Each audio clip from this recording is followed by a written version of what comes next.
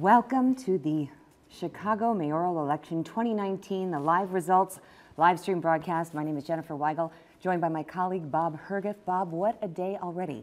Oh, big time. Sun-Times front page today, 14. 14. Final 14. That's right, 10 men, 4 women. An unusually low turnout, apparently, reporting that the polls are not exactly packed today. Yeah, we still have another hour before the polls close at 7 p.m., but the early, the last word is that the numbers are down and right now projected around maybe 30% in terms of turnout. Okay, let's talk about what might happen with the mail-in candidates, because basically, or rather the mail-in ballots. Over 60,000, I believe, is the number that have to be counted if they are mailed by today, and they will be counted by, is it March 13th? So that could really impact this election if we don't have one candidate that gets more than 50% of the vote. Right, before March 13th. I mean, the way voting used to go is you go into your polling place and cast a ballot, and nowadays you can early vote, you can request a mail-in ballot and vote through the mail or drop it off. And there have been over 60,000 mail-in requests. And as of last night, at least, only about half of those have been counted. So if this is a tight race, which it, by most appearances it probably will be, the mail-in ballots could really be crucial, and they're not all going to be counted right away, presumably. So yeah, this could be a very, could be a long night. We might not have any, we might not very well know who's going to be in the runoff. And the runoff would be in early April. April 2nd, and the way the runoff works here is that the election today, if no candidate, and again, not just for mayor, but also for alderman or the other citywide offices of city clerk and city treasurer, don't get more than 50% of the vote, then the top 2 vote getters will face off April 2nd. April 2nd, top 2 vote getters. And let's talk about how we got here. This all took place because Rahm did not run again. We had 8 years with Rahm, and now we will not have 4 more. So this is happening, and there were originally 20 candidates, 20. More than 20, yeah. More than 20. Okay, so we've thinned down to 14, and this is happening, and it's a really unusual circumstance, this many candidates. Yeah, I mean, this is, from what we understand, this is the largest field of candidates ever in Chicago municipal election history. 14, it started out with over 20. Some of those that have fallen by the wayside include Dorothy Brown, the circuit court clerk. So she's no longer on in the race. But 14 is a big number, and that's part of what's going on here is that there are so many candidates, and the polls, at least, at least many of the polls show that a number of those candidates are within kind of striking distance of each other. So it could be a very tight race, and it could be a long night. And by the end of the night, like we said, we may or may not, know who's going to be in the runoff, presuming there is one, which we are presuming there will be. Now, the runoff, of course, this has happened before. We're talking about with Rahm and Chewy. So with that, Chewy's been in force in this election as well, hasn't he? Yeah, Chuy Garcia, now congressman, last election, a mayoral candidate who forced Rahm Emanuel into a runoff, and then Rahm Emanuel obviously won. And Chuy, though, not running this time and not taking sides in the mayoral race, at least publicly, but has backed a number of candidates. So he's sort of a quiet force, or not so quiet force in this race as well on the Aldermanic front. Because again, we have 50 aldermen that make up the city council, which is the legislative branch of city government. And Chuy is backing some, including a candidate in the 14th ward, where Alderman Ed Burke is fighting for his political life, and elsewhere. Exactly, he is fighting for his political life. We have a lot of people coming in tonight. We've got our reporters who are out in the field. They're going to be reporting to us, coming in and talking with us. We have a couple of candidates who are going to be joining us. We have Paul Vallas actually in the studio cheering behind right now. And so as we go through this evening, Bob, and the results start to come in, like you said, we aren't going to have answers, but we are going to have a lot of conversations, because with all of the facts that come in, with all of the opinions, it's important to note that because the Sun-Times did have the editorial board back, Lori Lightfoot, this just came, this was February 8th after the editorial board town halls, which we had 2 of. There was a morning session and an afternoon session, and the decision on who was in each session was literally just names drawn from a bowl to decide who was going to be in which panel. And we have some clips that we're going to be running for you throughout the evening of some of those descriptions on some of those platforms. And so let's go ahead and bring Paul Vallas over here, because we know that Paul would like to come on over. Paul, join us. Welcome. Welcome to the program. Oh, I thought I was going to sit on the crate. Yeah, no, you don't have to sit in the crate. I'm still trying to figure out how all those papers stay up there. We recycle. Are they nailed? All right. But let's turn that over. Yeah, let's turn that over. But No, just I'm joking. because the editorial board, when they endorse somebody, it does not affect how the reporters report something. So let's talk, we want to be sure to make that very clear, that an editorial board endorsement does not mean that the Sun-Times coverage is only going to be about Lori Lightfoot. Yeah, it's a really important point. I mean, the way a newspaper works, a lot of the public may or may not know this, the news staff reports things objectively, fairly, and without bias. The editorial board takes an editorial position, an opinion on an issue or a candidate. In this case, the Sun-Times endorsed Lori Lightfoot. Yeah, okay. Okay. Hi there, Paul. Hi, how are you? How's your day been? It's been good. Has it? Yeah, I was heading the train stops and the L stops in the morning, and I spent time, of course, the last day of campaigning would not be the same if you don't go to the Billy Goat. And then, of course, I went to the Roseland Pullman community where I grew up. Sure. Was born and raised, and then spent time in Englewood. So I've ended the campaign where I started, visiting the communities. And you started the campaign also right while Rahm was still, before he had announced that he was not going to run. I mean, how has his decision not to run impacted the way you've run? You know, it hasn't impacted the way I've run at all, because my approach from the beginning was to really run an issue-oriented campaign. I think no one out there has said that I haven't been very substantive on the issues, and to offer very specifics about how to balance budget, how to cap property taxes, how to address the issue of public safety, you know, how to revitalize the schools, how to get lead out of the drinking water. So my approach from the beginning was to really, you know, address the issues and address them square on with the type of detail that would hopefully provide some guidance on what the city can do to get out of the financial mess, the public safety mess, the economic development mess. You know, I saw this stunning statistic the other day. WBEZ did a study that basically said that in 1970, 50% of the city's population was middle income. Today it's 16%. And in 1970, 42% of the city's population was considered low income. Today it's 62%. And the life and the differences in life expectancy, depending on where you live in Chicago, is as much as 15 years. So clearly, there are issues that need to be addressed in this city. And obviously, I've run an issue-oriented campaign, and a campaign that has been community-based. In other words, immersing myself in the community. I don't think there's a day. I don't think I've taken a day off since April. But there are, so you know, rightly put, there are a lot of really important issues and a lot of important problems out there. So why aren't people voting today as much? At least apparently as of now, fairly low numbers, maybe even record low numbers. You know, I don't know. Look, there's no secret that, you know, the reason we have this election in February is to minimize voter turnout. The reason we picked the worst month of the year to have the election is to minimize voter turnout. You know, the reason we make the whole, you know, the reason we require so many you know, signatures on petitions, and then we have to go through this convoluted process. It's preventative. Yeah. I mean, Vladimir Putin could take some lessons from Chicago on how to deny people political participation. Right. And, you know, and look, you know, to a certain extent, and I'm not criticizing the media because you're absolutely right. Your reporters have been absolutely splendid. Great to work with. Many I've worked with for years. But the bottom line is, you know, you start handicapping races based on who can raise enough money. And after a while, people, you know, you almost create this expectation of results. So and so has raised so much money.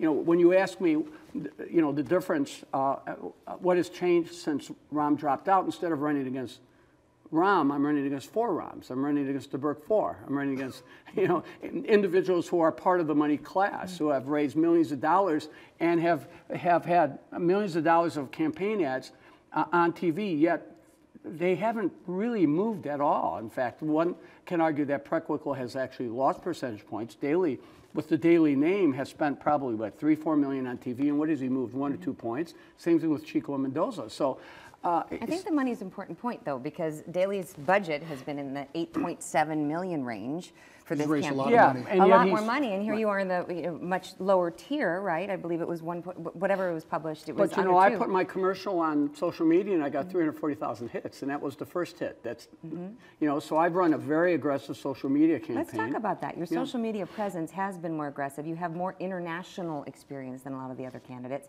So, do you think you're going to make an impact with the millennials? That's really your hope, right? Look, I have campaigned everywhere. You know, some people were asking me, why am I spending so much time on the south side and west sides? Arguing that, you know, with the candidates who are in the race, you're not going to get support there. I said, yes, I am. I mean, you know, I haven't targeted a specific demographic. I've reached out to everybody, and I've done it by addressing the issues that impact everyone. And so at the end of the day, I've gone everywhere. You know, look, I've participated in 50 community forums. I've seen Daley at maybe 6 or 7. I mean, at the end of the day, had he not ducked the Fox Forum, I would have, you know, I always wanted to replace a Daley. I had an opportunity to do it at the Fox debate. So look, I'm very confident that I'm going to finish in a runoff. You know, we've done our own tracking, we've done our own polling, and you know, the results I'm getting are very positive. And you know, so From today, you mean, or in the yes, past? well, Today, like we've been polling? doing it. We've been doing it. No, I'm not talking about exit polling. When we track and we communicate, we basically ask for response. You know, we did a poll that surveyed 1,000 people, and you know, our results tell us that we're neck and neck with Preckwinkle and Daley. So I'm very confident that when voters go to the polls, they're going to ask themselves, who has the skills to get the city on the right track, and who has demonstrated, based on their past performance, that they have the abilities to do it, and they have the abilities to do it in a way that's going to benefit the entire city. You talked about the polls. Some of the results were coming in that the majority of the people at the polls are over the age of 55 to 64, and AARP were very grateful for their support. This is happening because of their support and their focus and being able to have this event. But that elderly, I'm 55, it's very cold, feels good. No, but the I've had a runny nose all day. I'm like a child with a runny nose all day today. You're working hard. But 55 and older, 55 to 85, those are the people that are hitting the polls, not the younger. I think that's going to help me because, you know, they remember that I built 78 schools and renovated 350. Right. That we had 70,000 more kids in the schools when I was. I mean, that's why Deborah Lynch, the head of the teachers union, when I was in the Chicago Public Schools, has been a rabid supporter of mine from the beginning. They remember when I balanced the budget and froze property taxes and had a record number of police officers on the street. You know, they remember the years when there were no scandals, were no controversy. Schools were opening on time. We had labor peace. You know, I think that's going to help me. I think that's going to help me.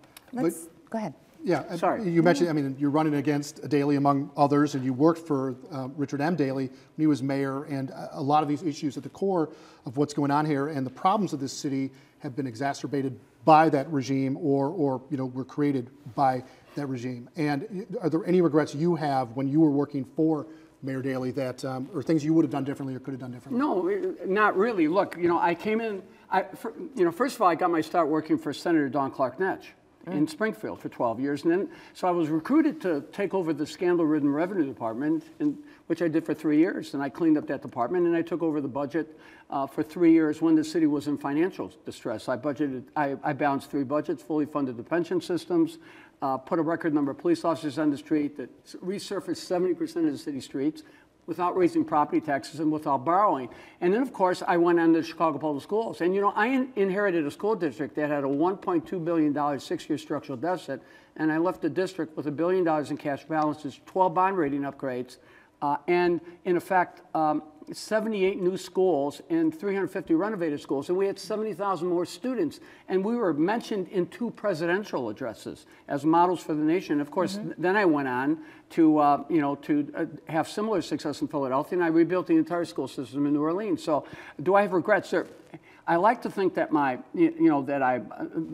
that I'm clearly smarter than I was there. I mean, the experience of now doing multiple crises in different states, not to mention the work I've done rebuilding school systems in Haiti and Chile after the earthquakes, have better prepared me for the task at hand. But I believe that both the city and the schools were moving in the right direction, and obviously, you know, hopefully that sense will resonate with the majority of voters, and that will help propel me at least to the runoff. You've talked about how we can help staff first responders and police and fire, and with the help of your ROTC schools. Can you expand on that a little bit? There's no reason why the next generation of police officers, firefighters, EMTs, first responders, you know, there's going to be estimates as many as 1 million or to 2 million pilotless drone operators, that growing industry. There's no reason why the city's military academies and ROTC programs can't be a pipeline for that next generation. You know, what people don't realize is that there are 10,000 students in ROTC programs. Obviously, I opened the nation's first military high schools, and 90% of those children are Black and Latino. So the bottom line here is there are great opportunities for us to create a pipeline so that the next generation, just not public schools, parochial and private schools too. The next generation of cops, firefighters, EMTs can all come from the community, and that would have a transformational effect on the police. But I've also talked about how we could fill our vacancies and restore beat integrity so that every neighborhood has police officers dedicated who are known to the community and are in turn know the community, but also how we really need, because our detectives division has just now been rebuilt or restaffed. I mean, they allowed the number of detectives to attrit out close to 400, which is one of the reasons that the clearance rate on murders dropped to below 20%. But I've talked about how we could do what other cities have done, and to bring back 400, 500 retired police officers with extensive investigatory experience, to put them on these cases so that we could quickly make progress in increasing the clearance rates and getting these killers off the street. So there are solutions, and I'm proud to say we've offered solutions on so many things. Look, you know, I'm going to win, and I'm very confident that I am going to win, but I have no regrets, because I believe that the issues that I've addressed and the recommendations and the proposals that I've laid out, and they just haven't been organic to me. They've been in part a product of me talking to everybody on the planet. I think we're offering some real substantive solutions to the complex problems that the city experiences. So I really feel that this campaign has been the type of campaign I wanted to run, a campaign about solutions.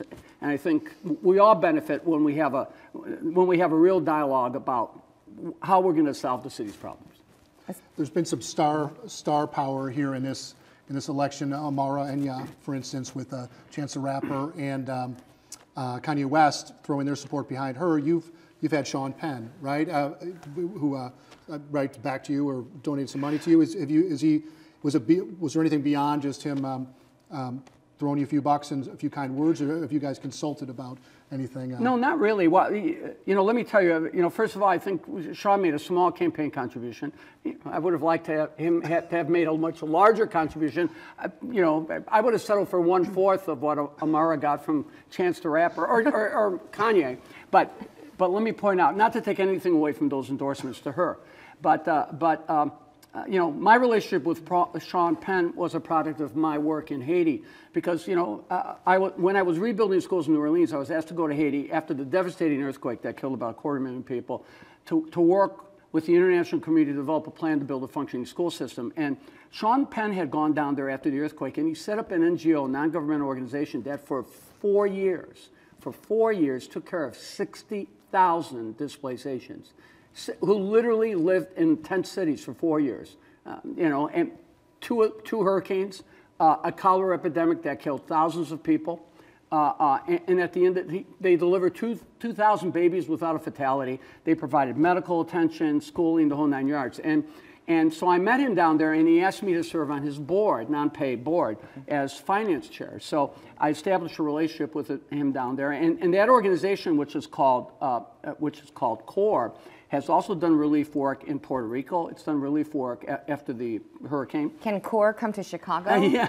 Well, a part of CORE is coming to Chicago. That's me. Okay. But our relationship really emerged around the relief effort that we were doing in Haiti, and he's really done absolutely heroic things down there when you consider. I mean, he really he dedicated an enormous amount of time to a country that has long been forgotten by the international community. You guys have become a community. All of the, you're on every town hall. We're seeing That's you right. on all the stations. You were at the Bulls game with Willie last night. I know. That was great. We had fun, and we were just walking around introducing ourselves. We avoided doing interviews because Willie, when I met him, when I was thinking of running, I met him for the first time, and at the time he said we ought to go to the Bulls game. So I was waiting for that invitation. I can't afford the type of seats that Willie can afford. But he's such a good man, and we really established a good relationship. We've done like 40 community forums together, and of course we're always seated together because maybe it's the alphabetical thing. So when Mendoza's fighting with Preckwinkle, or when Chico's doing what he does, we're looking, going, what about us? What about us? Right. But he's a good man. For many of the candidates who entered the race before Rahm dropped out, and look, it's just not Willie that we spent considerable time with. Kozlar has been to so many forums. Amara has been to so many forums, etc. we were all talking about how we're going to need therapy after this is over. So what we might do is we might have like forums, even though the election's over, we might have forums just so that we can go through the post-traumatic stress of having done dozens and dozens of forums and having been forced to give answers, obviously, that are on time limits that you have not mandated that I be limited to now, which is 90 seconds. That's right. You got to be an elevator pitch for everything. Yeah, that's right. A little more room to breathe. You know, we were looking at some registered voter statistics from years ago, and I believe it was 1948. Is that what it was, Bob? Where it was, I think it was 2.3 million registered voters in 1948, and here now we are at what, 1.5? Yeah, it's incredible. 1.6. It's unbelievable how low it has gotten. And we were talking about the tale of two cities. You've got the extremely rich and the extremely poor. So how are you going to bridge, if this becomes yours, that gap between those two with all the aldermanic entanglements? You know, it is not an easy task, but I think both you and Willie are the only two people that nobody has bad vibes about in the sense of, you know, we dig up a lot of stuff on a lot of people, but you two, you know, sitting together at a Bulls game show that, you know, your character and you get along as individuals. But what would you do for this tale of two cities? Well, look, there's a lot of things, but let me try to do the 90-second, disciplined answer. You know, I've talked about creating a Marshall Plan for the South and West Sides. There are considerable. You have to remember the city's budget's not $9 billion; it's $20 billion because it includes the schools, the CTA, the CHA, the airports, the enterprise funds. The city spends $20 billion a year. Now, you know, look at that per capita compared to our population. That's an enormous amount of money, and we got to take the politics out of budgeting. We've got to allocate our budget, and we've got to develop financial plans that are investment vehicles. We did that in the Chicago Public Schools after the schools had lost 110,000 students in 15 years. And for the 6 years that we were there, we grew. Our enrollment grew by like well over 30,000. And we had surpluses, and we had new schools, and we had overcrowding in our schools because we invested our budgets. We transformed our budgets not into political vehicles, but into investment vehicles. And one of the things that I've talked about doing is to offer something that was tangible. I said, look, we have opportunity zones, 133, massive federal tax incentives available that we can be taking advantage of. Mostly, those zones are mostly on the west and south sides. If we just did a fair share of our tax income financing revenues, we perhaps would take about a third of that money and invest it in capital investment on the south and west sides. If we turned around and took those $2.5 billion in incentives and grants and tax abatements that were set aside for Amazon, and we used those incentives for businesses in the poorest communities, like the south and west sides, that would be transformational. And if we took our $20 billion budget and we began to perhaps give weighting to those contractors who would perhaps partner with businesses in those communities, or did target marketing to businesses in those communities, or provided incentives to contractors who would hire people from those communities. You know, I mean, we could begin to grow those communities. Now, there's other things we need to do too, like, you know, we need to make sure that you have beat integrity, so you have public safety, you have safe communities, safe neighborhoods, and obviously we've got to begin to reinvest in community schools so that we're providing the type of educational choices that keep people in the city and that provide quality choices for those people who can't move or can't vote with their feet. But clearly, there's an opportunity to begin investing. And you have to understand, this is not a redistribution of the resources. This is taking the politics out of the resources. I mean, you know, when you're going to do $1 billion TIF on the north side and provide massive incentives to developers who really don't need incentives to invest in that area of the city. And in the south side, the southeast side gets the scrap iron plant, or Englewood gets the polluted fleet management garage, and that's supposed to be economic development. I mean, there's something wrong. This city has lost 5% of its population and 17% of its wealth as measured by residential property values, because we're not investing in 80% of the city. And what happens is, when the city contracts, when the city loses population and the economy contracts, the revenue base shrinks. And when the revenue base shrinks, taxes go up. And guess who pays more taxes? Those people are already paying a hell of a lot of taxes. So at the end of the day, there's no substitution for investing in communities so those communities can grow. Because what's happening in the city is we're actually overdeveloping the affluent areas, and we're going to change the nature of those communities, not necessarily for the better. So we've got to have a policy. We've got to have a program. We've got to prioritize our $20 billion budgets every year so that we're investing in areas of the city long neglected, because when the city grows and the economy expands, our revenue base expands, that means our taxes aren't raised because we're generating enough revenues to invest even more in our communities. That's what's happening in other cities. That's why cities like New York and others are prospering. That's why we've been regressing. That's why I'm running, because I know how to do it and I'm committed to doing it. And I probably should have given a better speech somewhere along the line. But at the end of the day, there's no substitution for investing city resources so that we're growing the city. There's no substitution for growth. Who else do you think is going to make the? You think you're going to make the runoff? Who else is going to make the runoff? I better. My wife said, you know, using the old, obviously being Greek, she says, you know, come home with your, the old Spartan saying, come home with your shield or on it. You know. Right. Who else do you think is going to do well? Oh, you know, I don't even want to speculate. You know, I plan on being in the runoff, and then, you know, it's. Somebody said, what are you going to do different? What I'm going to do different is I'm not going to do anything different. I'm going to double down on my discussion of the issues and offer, and my proposal to offer viable solutions, to address the critical issues confronting everyday Chicagoans all over the city. If, say, a Daley wins and asks you to join on, would you go work with? You know, I would be probably reluctant to do that.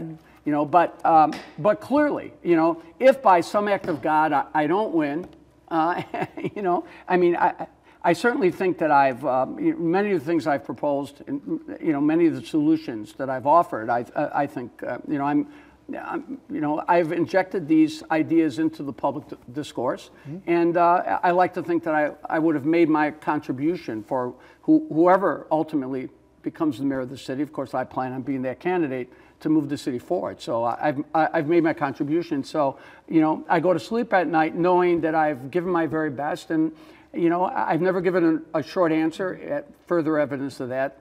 And I like to think that I've made a contribution to this debate on what it's going to take what it's going to take for this city to move in the right direction. Well, we appreciate you, Paul, coming in. We've invited every candidate to come in, by the way. Oh, I thought you just told me that I was the only candidate. It was just you? I was the first because I'm going to finish first today. All right. Well, we appreciate you taking the time. And how do people find you in social media? Oh, it's vallasforallchicago.com. Very good. All right, thank you so much. Thanks, Paul. Thank you, and thanks to your viewers. Yes, Should I sit or leave? You can just go ahead and run out in the All right. cold like We're you've sort of been. tonight. Thank you very much. Thank you, Don't forget your microphone. That's right. They'll get the microphone. We have Fran in here. Would Fran come talk to us? Yeah, can we Fran? have Fran Spielman come on? Nope. And, She's working. She's busy. She's on deadline. She's in the middle of so many things. Our political expert, Fran Spielman, the Fran Spielman Show, you need to find on suntimes.com. We have a best of clips from your show. Amazing work on coverage of all things with elections and so forth. But thank you for taking just a minute in the midst of your busy schedule. I can do that before the returns start coming. That's right. Okay. We should remind people that the returns or the polls are still open for another half an 30 hour. minutes, yeah. And so therefore we have no results yet. But Fran is our intrepid City Hall reporter and just a overall great knowledgeable person. So what are you hearing so far about what's going on out there? I mean, aside obviously the turnout, it sounds like, at least as of an hour ago, seemed pretty low and a little disappointing from a civics standpoint. Not surprising, but low, and there's a lot of voters, I think, that are very confused and are just waiting until the second round, which is really unfortunate because you can make a difference in the first round. And you're going to wake up tomorrow, or maybe a few weeks from now, God forbid, and find out that your candidate didn't make it, and now you're going to have another choice. And so this is an election. If there ever was an election about every vote counts, this is going to be it. Right. This is really historic. The voters are tending to be older. If you look at the tables that the election board put out, the older people are voting. The younger people who had an impact in November are not. Isn't that interesting? And, young people tend to not care as much about mayoral elections for some reason, and I don't quite get it. But maybe I just don't understand what the reason is. But a lot of young people talk a good game, and they did for Amara Enyia. We thought maybe, right, that this would be, you know, Chance the Rapper and Kanye West. We're going to make an impact and get people to the polls for Amara Enyia, and it seems like it didn't happen. And so in an election with this low a turnout, just about anything can happen. And I've been saying this for a while. I think Jeremiah Joyce is going to have a far bigger impact than some people think. And if he does get closer to 8 to 10% of the vote, then that could block the path of Bill Daley. It'll hurt Paul Vallas to some degree, but I don't think Paul was as much of a factor as Bill Daley, and I think that could really hurt. Well, actually, you bring up a good point. Hi, Tim Novak. We've been joined by Tim Novak here, one of the Sun-Times investigative reporters. Yes. And but Fran brings up Jerry Joyce, who's on the ballot, and probably not a name known to many people, but comes from a very politically influential family. He was supposed to appear here, canceled at the last moment. Not a surprise. And you've tried to get him for your show, I know, and he has not been willing to sit and face you. But I mean, there are a lot of questions still about him and who's backing him, and his father was very close to the Daleys, and maybe still is, I don't know, but those are among the questions we have, right? That actually his father Jeremiah Joyce helped, you know, Richard M. Daley get elected, stay elected, and now you have a Daley running against a Joyce, and what's really going on there? Yeah, what's going on there? I mean, Tim has written about the concession contracts at O'Hare and Navy Pier that the Joyce family made millions from. I remember, like I said, the first floor fight of Rahm Emanuel's tenure in the city council was to strip Jeremiah Joyce of that concession contract at O'Hare. So the question is, you know, you used to refer to Joyce as Daley's political brain. And so what happened between those two families? How did this occur that they are in this race together? And with Joyce challenging Bill Daley's petitions at one point. Tim, do you have a theory on that? I don't know what the theory, I don't know why they have this bad blood between them, but a lot of it does have to do with that O'Hare contract. Richard Daley allowed the contract to lapse, and it was running on a month-to-month for several years. And he could have renewed that contract for 10, 20 years, and he just never did. And when Rahm came in, he took the contract away, and I think that is a great deal of the bad blood. Even though Rahm eventually took the contract away, it was Daley that didn't renew the contract. He could have locked it in, is what you're saying. Locked it in. But I believe that Jerry Joyce, the mayoral candidate, is still selling ice cream out at Navy Pier, and I think popcorn too. And, you know, when they came into the Sun-Times for the editorial session, I did ask the candidates what would be so bad about a third Mayor Daley. And I asked Bill what would be so good about it. And then we got to Joyce, and I said, well, your dad made millions off of Richard M. Daley. What would be so bad about another Daley? And he snapped at me and said, my father is not on the ballot, I am. Yeah. So that's the only time that he's been asked about these millions that the Joyce family has made, and he's pretty much run a stealth campaign. You know, he's sending out all these mailers. His wife has pumped several, I guess, million. I think he spent like $2.7 million or thereabouts. Yeah, this is not a cheap campaign. This is not a phony campaign. Right. This is not a campaign just to lay the groundwork for a future run for state's attorney. This is a real mayoral campaign, and it's come in under the radar. What do you think it is, that the 11th hour, this grassroots, is it the grassroots efforts? I mean, he's literally going door to door. Like you said, he's selling ice cream, and, you know, people say he looks like a Kennedy, blah, blah, blah. Is that really making a difference? Well, he's been having people go to churches on Sundays, and they meet people outside the churches trying to entice you to vote for the candidate. Jeremiah, who's been spending most of his time in Florida, is is here right now. My understanding is he's actually running this campaign. I'm sure, and they know how to run campaigns. Yes. We know that. Yes. They have a track record, and they have sent out, I think, like 8 mailers in the 41st Ward. They're targeting the city workers, particularly the police officers and the firefighters, and the retirees who are furious with Rahm Emanuel for cutting their health care subsidy and throwing them to the wolves. And so, you know, they're undercutting Vallas, yes, but Vallas really has dropped off the radar because he didn't have the money to get his commercials on TV. He cut a wonderful commercial with a broom, Right. but he couldn't get it on the air, so he had to like text it to people. I guess that's okay, but it's not like It's not TV. the same. No, No. it isn't. Well, and you mentioned Jerry Joyce targeting sort of the police and fire wards, and which is, you know, the southwest side of Beverly and 19th Ward, and then the 41st Ward, Edison Park area, cop and fire and city employee heavy, and those are also the areas where, at least as of last I saw, very heavy early voting. Right, votes, too, right. So which again, could they favor know him. how to do the groundwork. They know how to get their votes in the bank before the polls even open. And let's also remember that Bill Daley is the one candidate who has said, we need to amend the Constitution Right. and take away the pension protection clause. Don't think for a second that that's not in those mailers.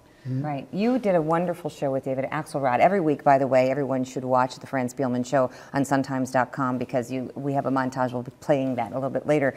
But with David Axelrod, you were asking him about Bill, and you were talking about Bill's temperament and how he really has thin skin. Yes, very much so. Very much Is that so. surprising from the family he comes from, or is it just, you No. just think it just shows that he's different from the others? No, Bill is a schmoozer. Bill is a good talker and really the natural politician of the family. Like, Tim, you know this. But if you cross him, oh boy, that phone will hang up on you so fast your head will spin. Right, Tim? Have you run into that at all? I've been cursed at.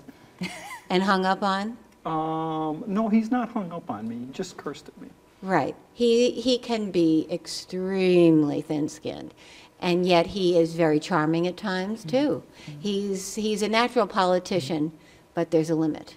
Well, there's some irony here, right? That, I mean, a lot of these campaign issues that we're talking about, the crime and the problems with the police department and the fiscal, you know, disaster that's, you know, or not disaster, but just, you know, very major problems all were exacerbated by or created by, in some ways, Mayor Richard M. Daley. And here you've got the Joyces who were sort of, you know, helped, they were close allies with him, helped him get elected, stay elected. And Bill Daley, who was part of, you know, sort of the shadow administration, and they're running now to fix the problems that were, you know, created or at least worsened under this last regime, Daley regime. Is there some irony there?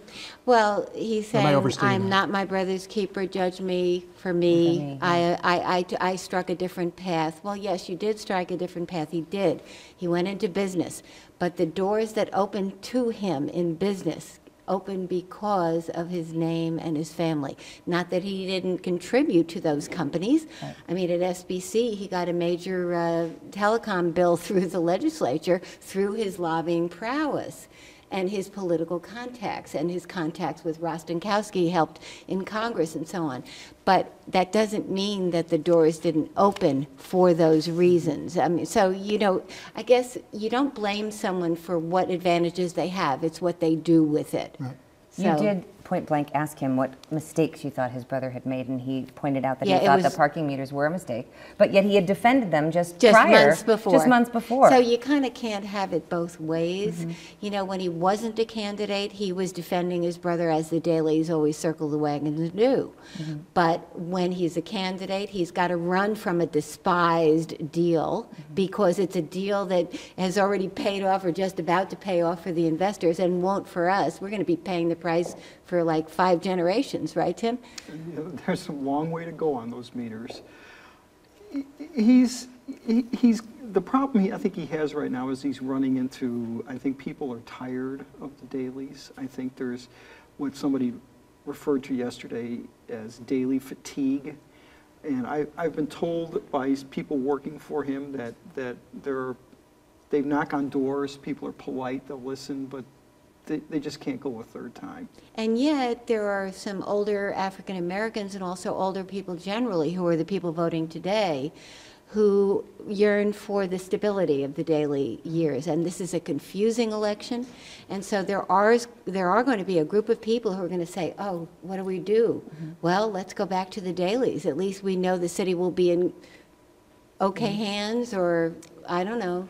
But I've heard he's not going to win the 11th ward, which would Well, be that would be an amazing embarrassment. for them to lose that power base, which would mean his brother and his nephew didn't carry the ward for him. We also should talk about something. If Preckwinkle makes it in, she will be a wounded candidate.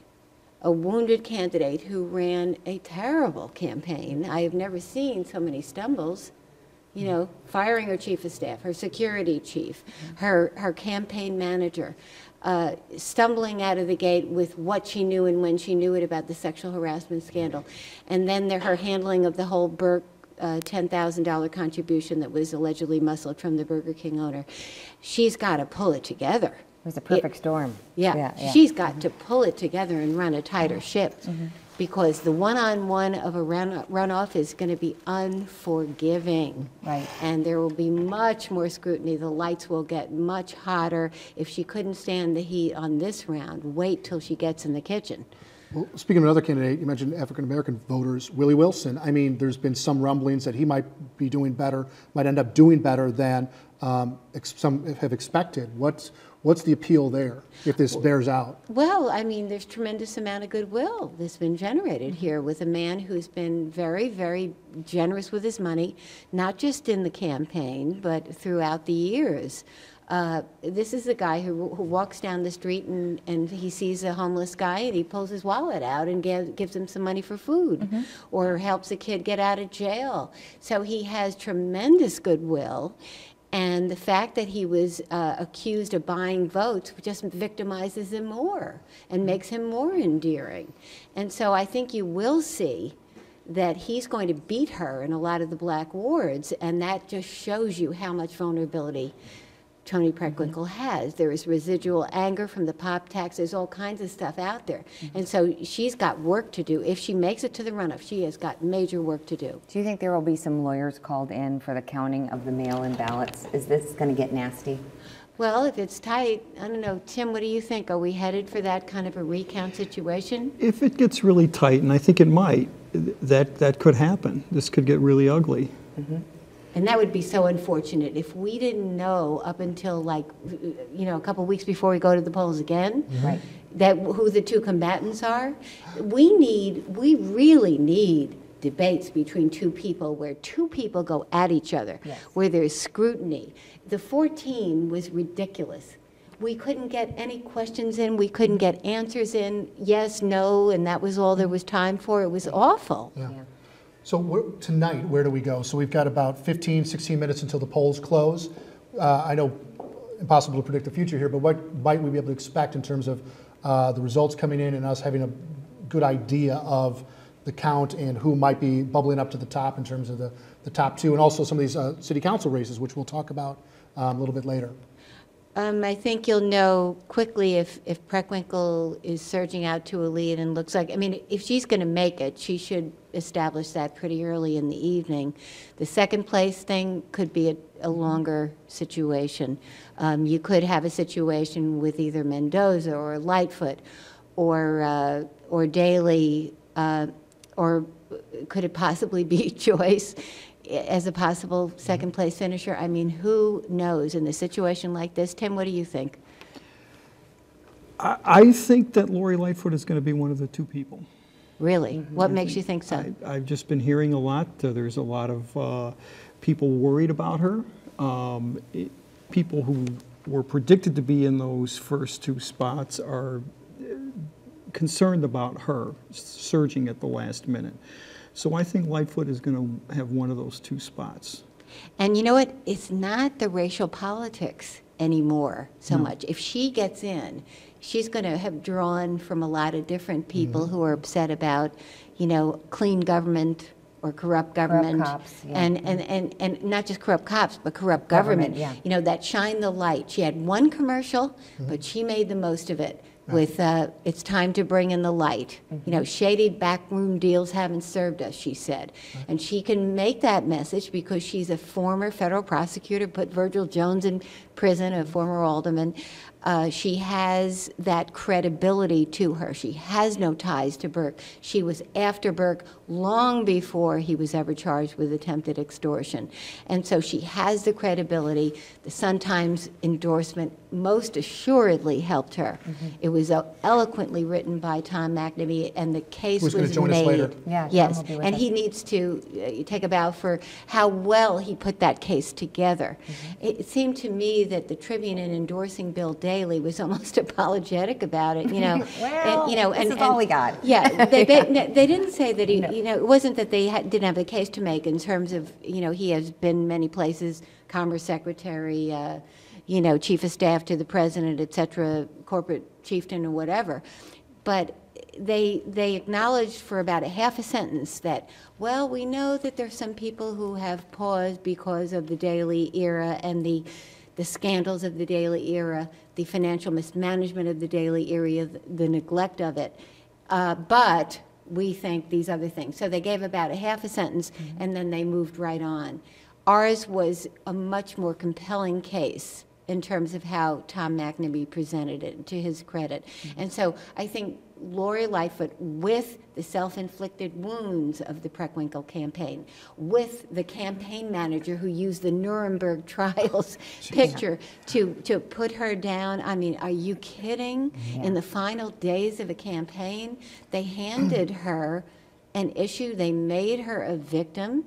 And so with all of that, and with her strategic use of paid media and everything else, the timing for her, in terms of her peaking, couldn't have been better. So just to remind our viewers that when the polls close, which will be in about 12, 13 minutes, suntimes.com, elections.suntimes.com will be the results. They'll be updated constantly, and people should be going there as much as you want to see the aldermanic races, mayoral, and the other citywide races. Can we talk Aldermanic for a minute, since we have these two Sure. powerhouses Yep. here to talk about Burke and Solis? What is the pulse that's happening right now, you think, with Burke? I wouldn't be shocked if he survives tonight and maybe wins it outright. But it really doesn't much matter, because the really important thing for him is May 3rd, and that's the deadline for the federal government to indict him. And I believe they will, and they're going to hit him with a lot more charges than we've seen. I think what we've seen is nothing compared to what they have with Danny Solis's cooperation and the wire that he wore. And so, okay, it's a nice story for tonight, and it's kind of, an irony that a ward would elect an alderman who's been charged with attempted extortion. He has a case to make that he has, done a lot for that ward, which he has. He's used his clout very much so for himself and also for the ward. But I think it really doesn't matter in the long term, because number one, he's not finance chairman. He will not be finance chairman no matter who the mayor is, and he's likely to be indicted. So let's back up for just a quick second. Yeah, can you frame kind of what is really going on here with Burke, with Solis, and why this has permeated the election? Well, you have the two powerhouse aldermen. One was wearing a wire on the other one. Burke didn't know anybody was wearing a wire on him or recording his calls. So then you had Solis wearing a wire on Burke after Solis had been caught. They're just going to bring each other down. Solis has decided not to run for re-election, so he's going to be gone in a month or so. And I do think Fran is right. I do think Burke is going to survive this election. I think he might win it tonight. But he's going to have a lot to overcome. The Burger King case that he's been charged with right now is going to be a blip, I believe, on what he actually has been found to have done. Because that is not why they were wearing the wire on him. That is something they found while they were listening to his phone calls. So what we don't know is what evidence the federal government had to get a judge to allow them to wear a wire on Burke. And that was repeatedly renewed, I think, for 3 or 4 months before the Burger King incident popped up. So there's something else that he was doing on those tapes that is going to be much more severe than shaking down this restaurant. Yeah, so it's a Tonight story that he managed to survive, but it's really not important in the scheme of things because he's just another alderman now. It won't matter. Even if he weren't to be indicted, he still is just one of 50 now. He is not in a position of power. No new mayor will go near him. He's radioactive. And Lori so, Lightfoot might. Go after him. Yeah, but I'm saying that he will not have no power in the administration, and so he has this dossier on everybody. He has people, tentacles in every department, but ultimately he'll be gone, I think, because there's so much more that he is facing and will face after the election. The other shoe is going to drop like a whole closet full of shoes. But the question is what will he do? Will he cooperate? Yeah. Will he go quietly? Will he plead guilty? Will he take other people with him? Sure, because he knows so much, and he could give them so much, but will he? Right. Well, and also, this is just, I mean, that's obviously sort of the bigger scandal brewing in the city council and city government, but there are other little things. You got Willie Cochran, who's been charged criminally. You've got some other little mini scandals brewing with, and then God knows what else is going to come out of the whole Burke Solis stuff. So, I mean, there could be a real, earthquake in the future. There could be here. more indictments. Yeah. There are rumors about other aldermen as well, as part of a larger, maybe racketeering case that the feds are building and that has tentacles all over the city and the business community and every other place. So we're going to see this unfold chapter after chapter. We haven't seen the last of this federal investigation. Tim and I both think that this could be the biggest one we've ever seen, and we've seen plenty. This is going to be huge. There's going to be several lobbyists that are going to be brought down by this, whether they're charged or not. They're going to feel a lot of heat. I think they already are. I think you're going to see a lot of businesses that are going to also come under a great deal of scrutiny and pressure from the federal government because they were using these lobbyists to curry favor with Burke to get what they wanted, and we're going to really get a good lesson on how everything works here. And let's remember that when a business pays bribes, that's illegal. They may feel muscled and put upon, but the fact is, they didn't have to go along with this. Right. But they did. They did because they either walked away and said, I'm not going to do business in Chicago and pay this price, or they went along with it as the price of doing business, and if they did, they're committing a crime. Right, and Proco Joe was recorded audio, where he's threatening somebody for not playing along. I mean, these things where people are being recorded and there's evidence. In this day and age, the fact that these are coming out and more are going to be coming out. We were talking about some of the scandals going on and Ricky Munoz and all of this. It is messy, and aldermanic privilege also is such a problem, and a lot of the candidates have talked about that. Should we shrink the city council? I don't think shrinking the city council has anything to do with it. I think it was a catchy way of Bill Daley trying to differentiate himself. That's baloney. First of all, it minimizes the amount of contact that a citizen would have with their elected representative. I don't think that's the answer. I think the answer is that when aldermen have second jobs that get flicked with the city business, hello, which is the essence is that of Ed such a? I mean, why is that something that's ever been tolerated? It's shocking. I mean, Burke used to negotiate the deals behind the scenes in finance, decide what gets on his agenda, decide what is going to go through, and preside over the debate, sometimes participate in the debate, and then at the very end, I abstain. Hello? I mean, that's crazy. How did that, I mean. But this doesn't begin and end in the city council. This pretty much permeates government in Illinois. I mean, sure. Speaker Madigan does the same thing. I mean, Does he do it that blatantly, though? Not that blatantly, but Speaker Madigan still has an outside business. Speaker Madigan has 3 full-time jobs. He's the House Speaker, he's the chairman of the Democratic Party, and he runs a very lucrative law firm that has clients from the Hancock on down.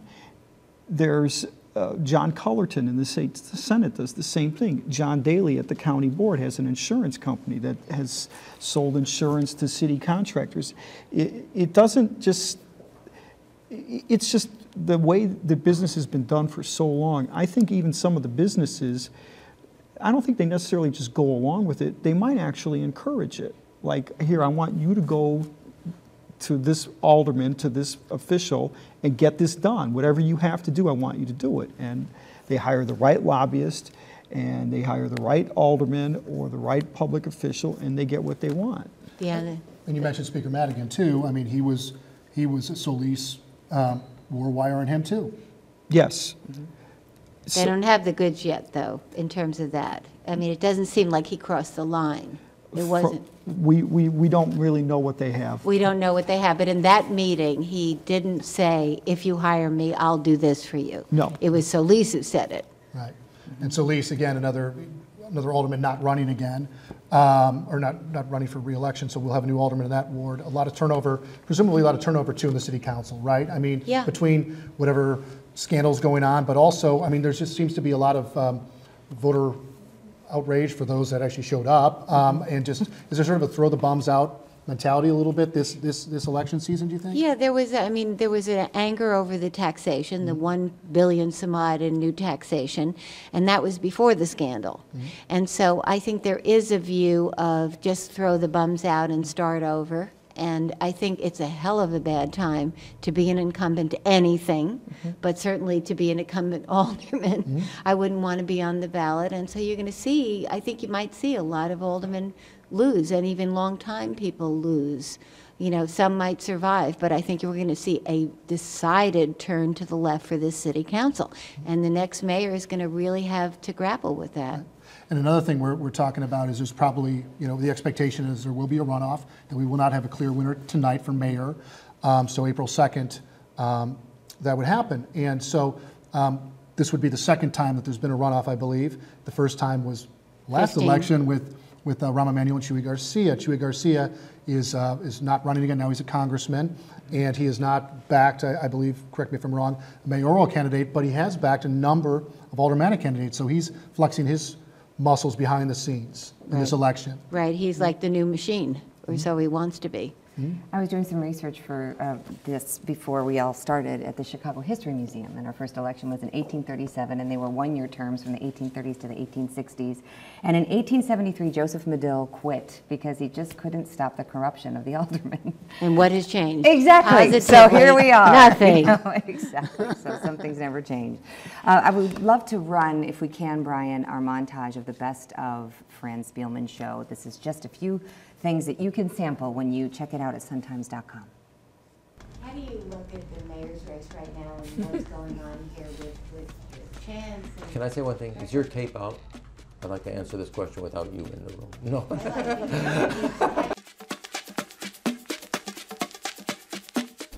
Is Chance the Rapper on your iPod or iPhone? Doesn't he have to be? I do have an iPhone, but I don't have an iPod. Okay, let me go through a couple of ideas for you. Sure. Casino gambling. I'm for casino gambling. Where? Where do you want it? I would love to see Where a would you put casino it? in Chicago, and I Where? would like to use those revenues. Fran, it's my first day on the job. And not even on the job, but as a mayoral candidate. No, I'm serious. I mean, you keep saying you're going to do this, you're going to plan that, but I haven't heard the specifics from you other than the one plan Fran, for I police. give you more specifics than anybody on the planet. I understand, but I'm... It's a really fair question, Fran. And Fun as hell. wouldn't it? I know what you believe, but I'm asking you what you think of what Fran, happened that's your before. job. That's your job to look back. And then, hold on. I'm really getting into this with Fran. I've been waiting for this for like, no, I'm joking. Fran. And specifically, you believe there was a cover-up here, or what? I believe that something doesn't look right, and when something doesn't look right, you investigate, just as they did on me when I'm passing the money out. So how do you really, theoretically, and in reality, get rid of the ability to ask a fellow alderman who knows better than you what's best for their ward? We didn't say we're putting a muzzle on the alderman never to speak to an issue of land use, permit, or whatever. We're saying that that voice should not be dispositive and the only voice weighing yes or no on a project. Rahm Emanuel is going to be leaving office with a very large stack of unfinished business that is going to be front and center for the next mayor. And I think what people want to know is, can the next leader of the third largest city in the country be a person who can bring folks together? So I'm not going to speculate now on how we might raise revenue. surely raising revenue is a possibility, but we're going to start with trying to make government more effective and efficient. Okay, but you know, you have a record of taxation, 15 tax increases. You campaigned against the penny, you put it back. You tried the soda tax, you've done a ton of other taxes. Any regrets about how all of that played out in terms of the soda tax, of course? Would you do it again? Is there something you regret about how you did it? Clearly the soda tax was unpopular, and we repealed it. And did you guys ever think that you would see a headline like this? And we'll leave you with this line from Batman. This town needs an enema. See you next week.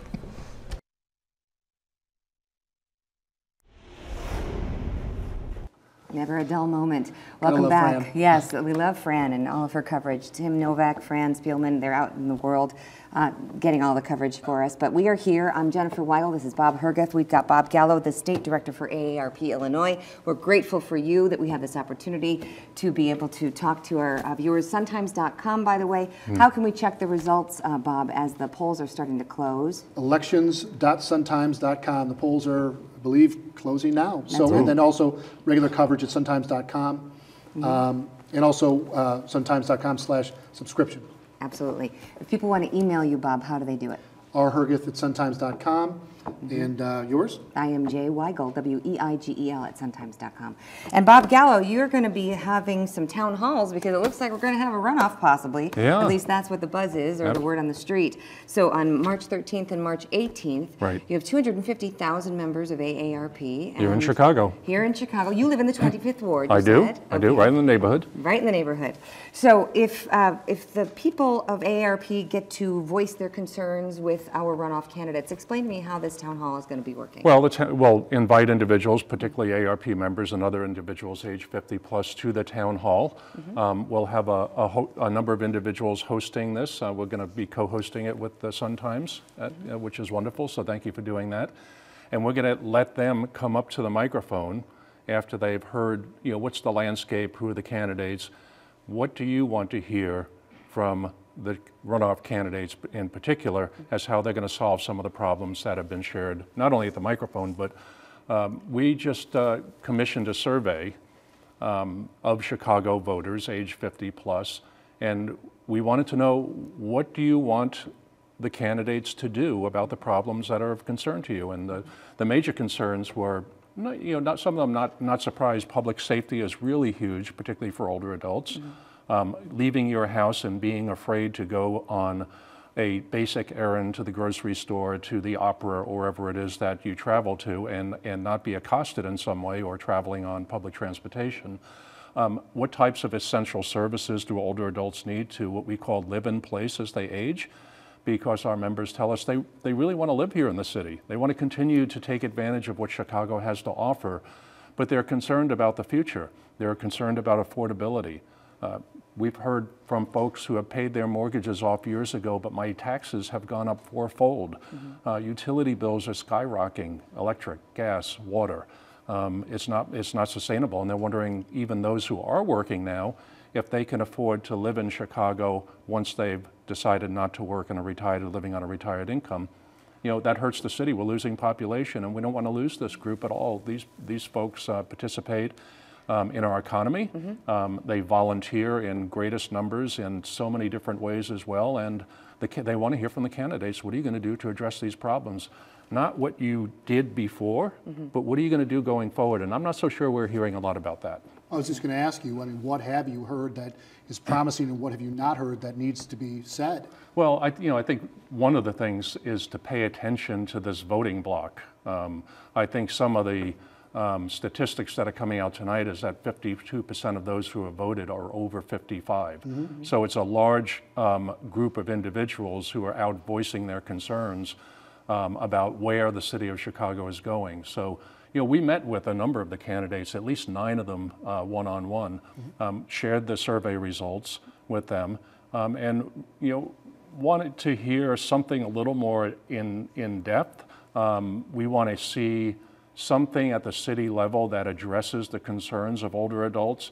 We'd like to see a Department of Aging that's a little more active or a lot more active than it's been in addressing concerns, and as well as one of the surprising results, which shouldn't be, is that they care very much about education and the state of education in the city.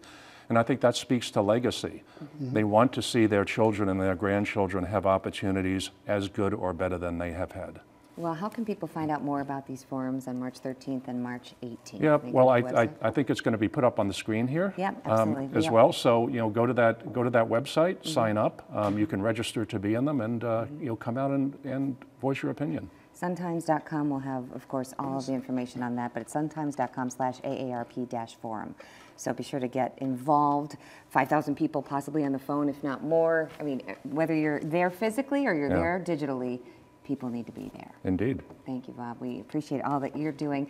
We've got a few clips that we want to go to of should there be a third Daley. So let's go ahead and look at these from our town hall with the editorial board.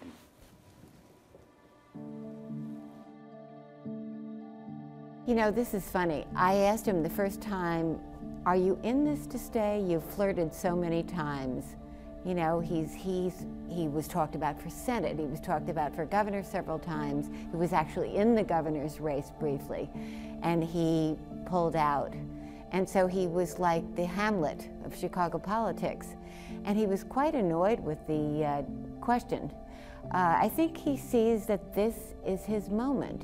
He has always been the schmoozer of the family, the most political guy, the guy who dealt with the media, much more glib than his brother, incredibly so. And so it really made more sense for him to be the politician, except that he's not the oldest, and he's not even the second oldest. So he had to get in line, and so he put his career on a different path in the business community with help from his politics, of course. Commerce Secretary, Midwest Chairman of J.P. Morgan Chase, SBC. He was always there in these business positions for the political connections that he had. He was very close to Dan Rostenkowski. So he could deliver for a corporation because he had the politics. But really, when you get down to it, he is the most natural politician of the Daley family. His temperament, he's pretty thin-skinned. You know, he's a schmoozer, but boy, don't cross him. He'll hang up on you so fast your head will spin. And he's shown that in this campaign, because when I have asked him about, okay, you say you're not your brother's keeper, how are you different? What would you have not done when you advised your brother all those years? It was like pulling teeth out of his mouth. I was like a dentist trying to extract it. Right. If you are drawing the line between yourself and your brother on ethics and all these other things, tell us what Richard M. Daley did wrong. Look, he did a lot of things wrong. Okay, he didn't solve the pension problem. Okay, I gave you the headline. Parking meters? Parking meters. He sold them. Didn't solve the parking meters. He sold them. He sold them. Yes, and he did. That was a mistake, wasn't it? The way they did it was absolutely a mistake. I think the way they did it, I understood that when he was faced with allegedly laying off 5,000 city employees according to police and fire, he looked for revenue. They should have done it differently. And I finally got him to say, no, I wouldn't have done the parking meter deal, and yes, I would have closed Meigs Field, but in the middle of the day, not in broad daylight, not at night. But months before, he wrote an op-ed for the Tribune defending the parking meter deal. So he didn't want to answer it more than that one time. And my view is, if he wants to say that he's not his brother, and he wants to divorce himself from the role he played advising his brother during all that period of neglect and corruption and so on, and cronyism, then you better stand there and take those questions as long and as many times as they're asked, and do it with patience.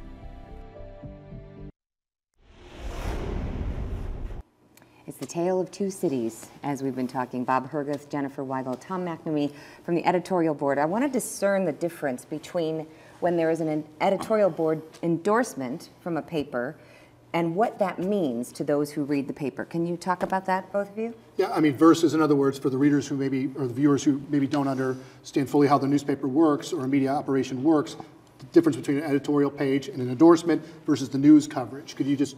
Well, yeah, I mean, it's supposed to be night and day, church and state, as they always say, and I think it's really true, especially at the Sun-Times. We try to keep it very separate. What I do as head of the editorial board is very separate from what the newsroom does and what you do in the newsroom and what you do. And ultimately, I think it's real important also, if we're going to talk about the editorial page and the positions we have taken, to understand who are we speaking for on an editorial page. It's not my page. And if it were, maybe we wouldn't take all the same positions. It's the voice of the paper. The voice of the paper being made up of myself and the editor, Chris Fusco, and a few writers. Mary Mitchell, a columnist, is on the board. And ultimately, it's the voice of the ownership and the publisher of the newspaper. Every newspaper works the same way. You're sort of served at their pleasure. They're like the king. They actually have not been getting involved in these endorsements, the ownership of the paper, in any significant way. I find that really interesting, okay?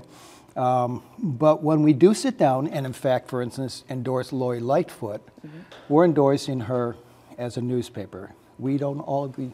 In fact, I can tell you in this case, I wouldn't get into the details, but we didn't all agree. I was just going to ask, was that an easy decision? Was it unanimous? It was not an easy decision, and it was not a unanimous decision. And actually, as far as I'll go on that, because we should sort of keep it that way. But it's the voice of the paper, and the Lori Lightfoot endorsement was a consensus view. But and not what unanimous. was it? What tipped the scale for you all? I was there for that meeting, and she really stood up to Chico on about the superintendent of schools, and there was some clarity there. What was it for you? You know, Jenniffer, I think what tipped the scales, and I wrote that editorial, and we gave a lot of thought to this. And sometimes when you write an editorial, the point of the editorial is to talk about what's on the resume. Okay, this person has done this person has done that. And if we had done that, we would have done what the Tribune did. We would have endorsed Bill Daley. He by far has the best resume. I mean, we don't have a lot of people running for mayor who were chiefs of staff for presidents. That's a pretty impressive thing, okay? Ran big national banks. But this was not about just resume, and it never should be. A mayor is more than someone who knows how to read a balance sheet. A mayor is someone who can pull people together and understands the values of a city and understands where the conflicts are and understands the need to do something about those fundamental issues. And Chicago, this is such a turning point election. Chicago has been going through a tough time, all right? LaShawn McDonald shooting, it's still a shadow over this race. The racial conflicts in our city. And I think my sense has always been as a reporter, and I've been doing this in Chicago for 40 years. I go everywhere as a reporter. There's goodwill everywhere. People want to find a way to be a city together. They want to find a way to support each other. And when we say, for instance, that Rahm Emanuel has failed to do this or that, I never doubt the integrity of the man and the intent of Rahm Emanuel to be a mayor for all the city. People just have different strategies. And I think we thought at this point that Lori Lightfoot had a history of seeing what was important. She was so important in trying to reform the Chicago Police Department, and something that had to be done, which is not a knock on individual costs, but as a culture, it had to change. And she was the one behind the scenes very often who was pushing Rahm Emanuel to agree to a federal consent decree that we would clean up the Chicago, not clean up's the wrong word, but reform, change the ways of the Chicago Police Department. And she was there at every step. And I must say, she's also been a bit of a source for me over the years. So I've known her a little bit over the years during some of these major issues. Before she was well known, I would call up Lori Lightfoot. I'd go to her law office, and I would just ask her, what do you think? So you get to know people that way. Well, I know we were going to go to a montage of Lori, but I wonder, Brian, do we have the second clip of Gary McCarthy anywhere? Because that is a great question that you asked of Gary McCarthy in the town hall. What did I ask? It was just so great. It was about the LaShawn McDonald and if he was the scapegoat, if you felt that he was the scapegoat. Yeah. He had a really good answer, so let's go to that. The city hall's handling of the LaShawn McDonald shooting led to your being fired. That led to the Justice Department report. That has led to the consent decree.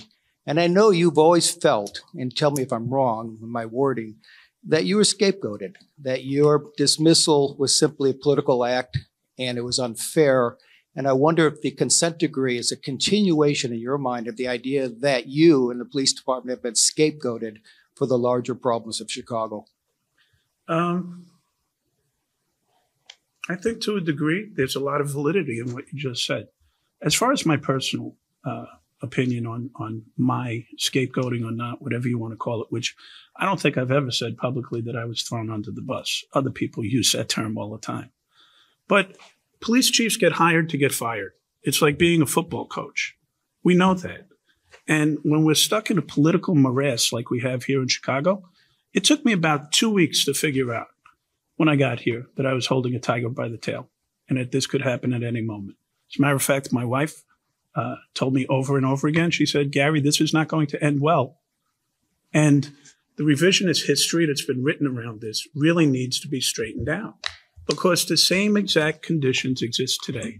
Eddie Johnson is not in charge of the discipline system of the Chicago Police Department, yet he's accountable for the behavior of every single police officer there. Right. This was That's brought what to a light. police superintendent is supposed to be. You're responsible. But you're responsible, but you need authority. So you're saying Eddie accountable- Johnson doesn't have authority? He cannot fire a police officer. Do you know that? The police board disagreed with my recommendations to terminate people 75% of the time until Lori Lightfoot took over the police board. And at that point, those numbers started to come down. Authority and accountability have to go hand in hand. You can't be accountable and not have authority. This is a flawed business model.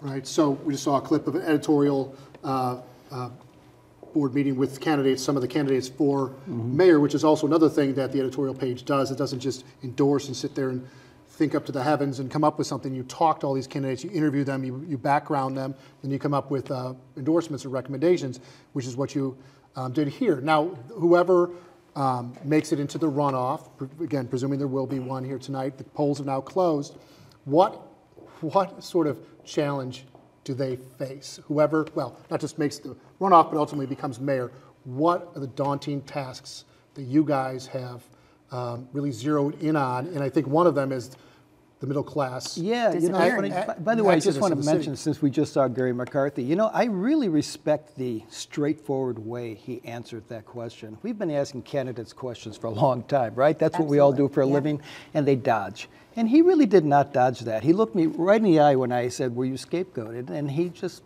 answered the question. And I think he felt he was, but he also wouldn't use that word. And I remember at the moment thinking, yeah, I respect that. I respect the guy who's not going to kid around.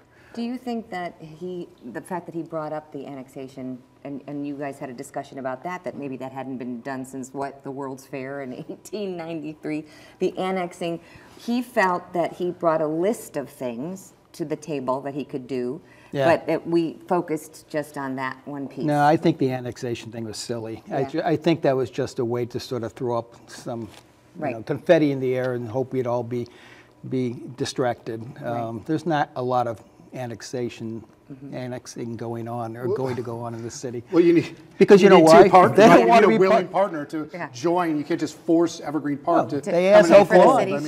I think yeah. Franz Spielman asked Oklahoma, how do you feel about that? Said, we don't want to be part of Chicago. So. Yeah, I mean, exactly. Well, could you explain a little bit about? But let me explain. I mean, this goes back to the larger issue that I think a mayor has to understand. It's not just about knowing what tax to put down and how to fix this financial problem. Our problems are bigger. They're cultural, they're systemic, and we have become a very polarized city. University of Illinois at Chicago researchers did a study about the middle class disappearing in Chicago. And WBEZ Radio did a fantastic job of summing up their work, and they posted a piece earlier this week. And now, the Chicago Sun-Times, we have an editorial tomorrow about this. And it's really the heart. And the point of the editorial tomorrow is going to be this. The challenge for the next mayor of Chicago is to bring back the middle class. And I don't say save the middle class, because frankly, the middle class has been reduced by such numbers that we're not even talking about saving so much as bringing it back. And so how fundamental, when you don't have a middle class, you don't have a city. You have rich people and you have poor people, and you don't have the social mobility, the ability for people at the bottom rungs to move up and better their lives. You have to have a continuum of people along the socioeconomic scale. And in Chicago, we're losing this. And I don't know how much time I have, but I can give a couple of quick numbers. Yes, please do. In Chicago, there are 797 census tracts. That's basically 800 census tracts. Back in 1970, which is what, 49 years ago? Yep. More than half, just about half, or a little more than half, the 800 census tracts in Chicago were considered middle class. I won't bore you how they define middle class, but it's a legitimate way of looking at middle class. Half of the census tracts across the whole city were middle class. Do you know how many census tracts in Chicago? What percentage now? 16%. We've gone from half of the city being middle class to just 16%. And what happened to the rest of them? Right. Well, most of them got poorer. They're no longer middle class, they're poor. And a certain significant number of them actually got a lot wealthier.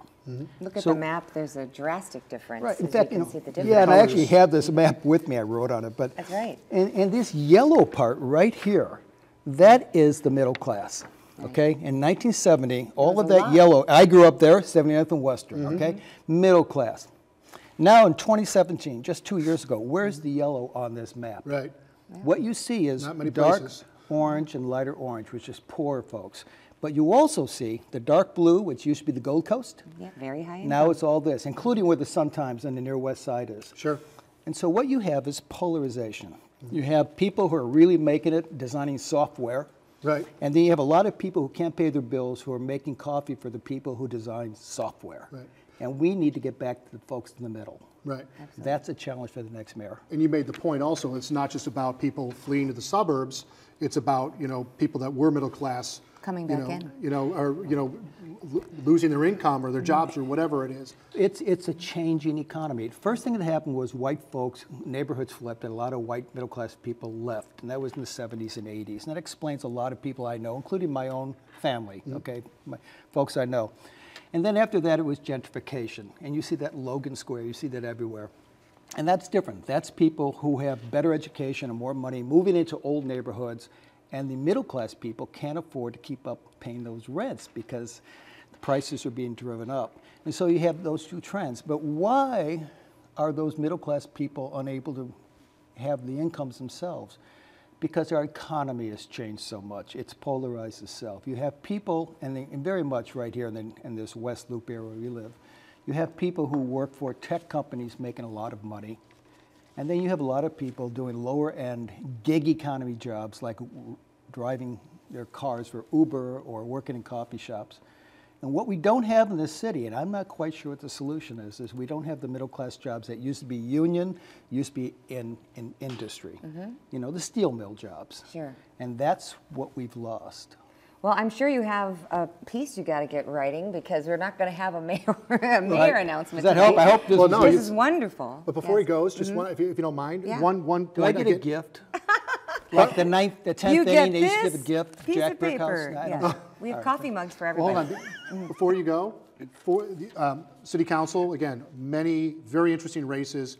Are you free to talk just briefly about Tom Tunney in the North Side ward that he represents, which includes Wrigley Field? And I know you've done some research on that. That's a very important race. Tom Tunney is up against two other people who are very, by the way, decent, capable candidates. One of them is Elizabeth Schladowski, I believe her name is. She is getting money from a couple of the Ricketts. The Ricketts are the owners of the Chicago Cubs. And the third candidate is not getting money from the Ricketts directly. He's just running his own campaign. And what the Ricketts want to do is they want one of those two challengers to beat Tom Tunney, at least force him into a runoff on April 2nd. And the reason for that is they feel that he's been an obstacle to their abilities to do the things they want to do, their ability to develop Cubs' interest in the ward, their hotels, their plaza, they're closing down streets at night and on day games, those having more night games, all of these things.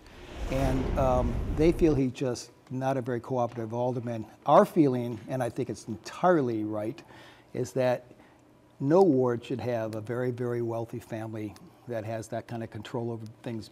There needs to be a counterweight. There needs to be a politically elected counterweight to that kind of private money. And that's not a knock on the Ricketts. They do a lot of good things, but it's a healthy thing for the ward to have an alderman who is strongly independent of them. And do Elizabeth or Austin have a chance against Tom? Yeah, I don't know, but so much so that we decided to give Tom Tunney another boost in yesterday's paper. Yeah, we're concerned about it. Okay. Well, thank you so much, Tom McNamee. You are the voice of reason in an unreasonable state sometimes.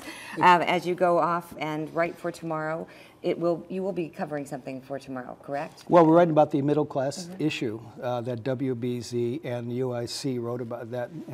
We're actually writing it up based on their work. Okay. And it's really important. All right, it is important, so I hope everybody picks up their Sun Thanks Times a lot. tomorrow. Thanks, so they can Tom. read it. Thank you so much, Tom. We have LaShawn Ford in-house, so let's go to some clips of LaShawn's ideas and how he can fix the problems with this city. In 2006, I ran and won my office as state representative with my own money. I'm still in debt with that money because I'm not connected to the machine in any way. And so what we have to do is take a break from the machine politics of Chicago if we want to give Chicago a fair shot at healing and getting away from this corruption. It's impossible for us to move forward in Chicago and heal if we have the same players at the table. Now, just imagine, I'm sitting here honored to be at the table to run for mayor because I fought on my own dime. And I fought and I worked hard as a state representative. I have to think it's more than just changing the people, because we have to change the people. I know little Chicago history, and I don't think we've ever had a really honest city council for 150 years. Honest city council, but you have to have an honest mayor that's going to lead this city in the right direction. That's the problem that we have. We need a mayor that understands that this city is racist to a degree and corrupted, and that's willing to face that head on. If you don't face it head on, we're not going to change. He's still angry he didn't get the endorsement. LaShawn Ford here with us. It tipped the scale. You know, it's been quite a busy day, I'm sure, for you. Yes. Yes. Yeah. How's it going? Good. I mean, I'm so happy we were in this race. It's been great. We've been able to get our message out. You guys, even though I didn't get the endorsement, you guys were kind of fair with making sure that we got some press, especially people that didn't have lots of money to spend on press. So I really appreciate that. You guys worked hard at making sure that we had access to press. Yeah. And how much money? I mean, how much money did you spend on this campaign? I'm looking here at the $113,500. Is that about right? And how did you fund it again? You know, it's all grassroots, and we'll spend some more money. We have to pay people tonight for the victory party. So we're going to have that on the west side of Chicago at MacArthur's restaurant. So we have to take care of that. But we pretty much had lots of grassroots people out there working for us. Well, so you take the grassroots approach. You don't have $8.7 million like Daley's campaign, or even 2.6 like Susana Mendoza. You guys have been to so many forums, 40 probably. Right. I mean, it's just unbelievable how much time you've spent.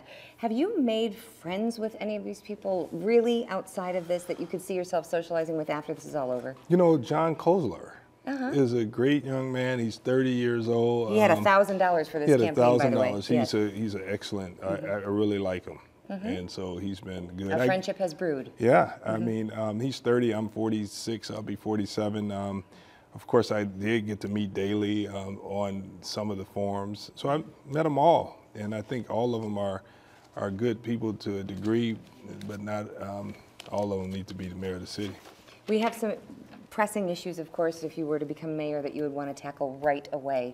What would be the first thing that you would take on? Well, I think that we have to take on the not quite redistribution of wealth, but we have to make sure that we spread the opportunities in all cities. You know, we have the Lincoln in the Yards that's being built over there. That's billions of dollars worth of development dollars. I mean, we need to move that type of projects to the south and west sides where people are leaving because the schools are poor and the housing stock is crumbling.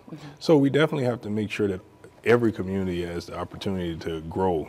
But on day one, once we take office, we will declare a city emergency for the south and west sides of Chicago to get to the root cause of the problems with the violence and the poverty in those areas.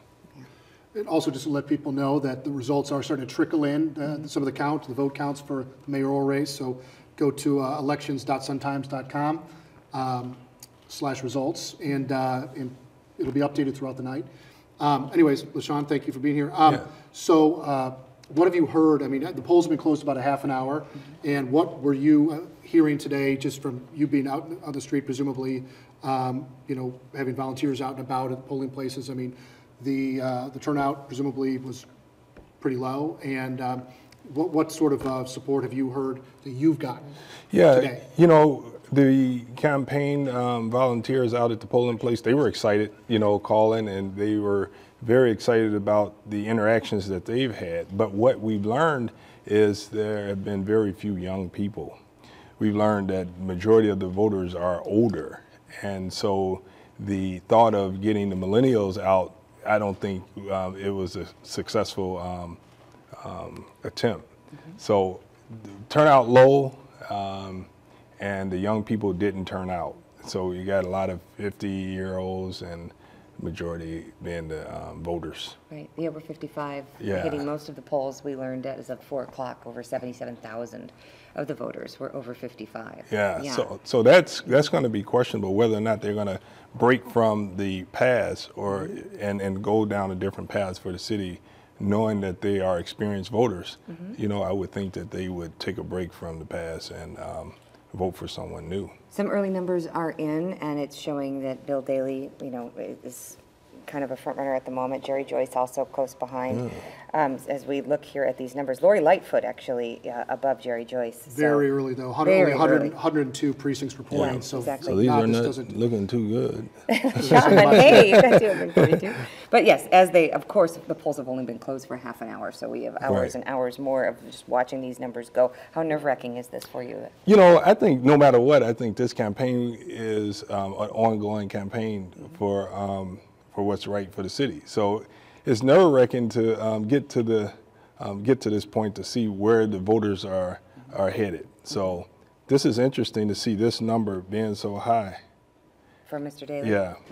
Yeah. But again, let me ask you this. I mean, so if you weren't on the ballot, who would you vote for? Yeah, that's now that I've gotten to know the people, that's a good question. And but like I said, I've gotten to know John Kozlar a great deal, and I think that he's an honorable person. Aside from him, who else? In the runoff. You know, Bob Fioretti. Who would I want in the runoff? Yeah. Oh, of course. I could take on anybody. Daley, aside from you. Yeah, Daley would have so much support from the financial support. That could be a problem. And he would probably also have Barack Obama's support. And that could be a problem, having those two to match up against, you know. We didn't see any pictures of you at the Bulls games with Willie Wilson and Paul Vallas. Are you feeling like you left out? You know, that was amazing. On election eve, they were courtside at the, but they had to take a break from all the campaigning. And I thought that was good to have some bromancing going on. If this doesn't work out in your favor, what's next? You know, we continue to work and try to deal with the pressing issues. We have been fighting for reentry. That's the restorative justice model for the state. We've been working hard to do everything we can to deal with the heroin epidemic that's happening in the city. We want to make sure everyone in the city of Chicago that's eligible for health care are enrolled because of Obamacare, the Affordable Care Act. People now have access to health care. Today, I got an award from the Illinois Housing Development Authority saying that the Legislator of the Year, knowing how to deal with development in the state of Illinois. So we're going to continue to press the issue to redevelop the south and west sides of Chicago. Okay. Any plans any plans to run for Congress down the road? Oh no, that's not my plan. This was an attempt to be mayor. And I know that there's been some talks of people running to be mayor to run for Congress, but that's not my goal. This was an honest attempt to serve the people of the city of Chicago. Well, as we were saying, just very few numbers are in, and Bill Daley is in the lead. Let's go to one of our clips. Brian, let's go to clip number 2 that we have of Bill Daley with the town hall where the candidates were talking to the editorial board, and things got a little bit heated. I wanted to give Mr. Daley an opportunity to respond to whether or not, you know, the Daleys are responsible for the mess, quote, that we are in. What's your response to that? Look, there's no doubt that no mayor, no governor, no city council, no legislature has solved the pension problem. Okay? It was exacerbated by the '08 economic crisis, and then the change in the legislature by the legislature in the ramp up in 11, which the former mayor predicted would cause the largest tax increase in the history of Chicago, and it did. So everybody's guilty. If you want to look backwards, you can go back to Byrne, Washington, Sawyer, whoever, whatever. And every governor, every mayor, as I said, every legislature, every city council, they're all guilty. So what? We are talking about the next 4 years or the next 8 years, not the last 40 years. It's not so what. People are struggling now because of mistakes that were made. The Daleys were the ones. They had their family members gamble us away. Why are we letting our family members dictate where pensions are going?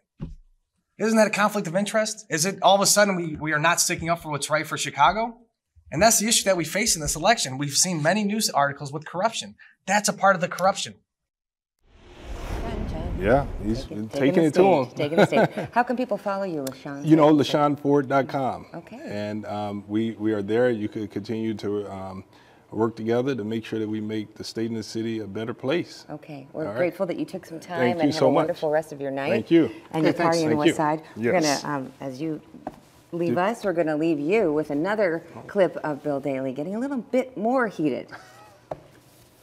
Never a dull moment. Rich Daley got elected 6 times by the people in this city, okay? And they voted for him. Now, you can insult them and think they were all idiots because they voted for him, and that's basically what you're hearing here. And I'm sick and tired of hearing people talk about the people of this city who voted for somebody 6 times as though they're all idiots for doing that. They voted for him because you guys continue to give out jobs, and therefore that network was created of voting for their boss.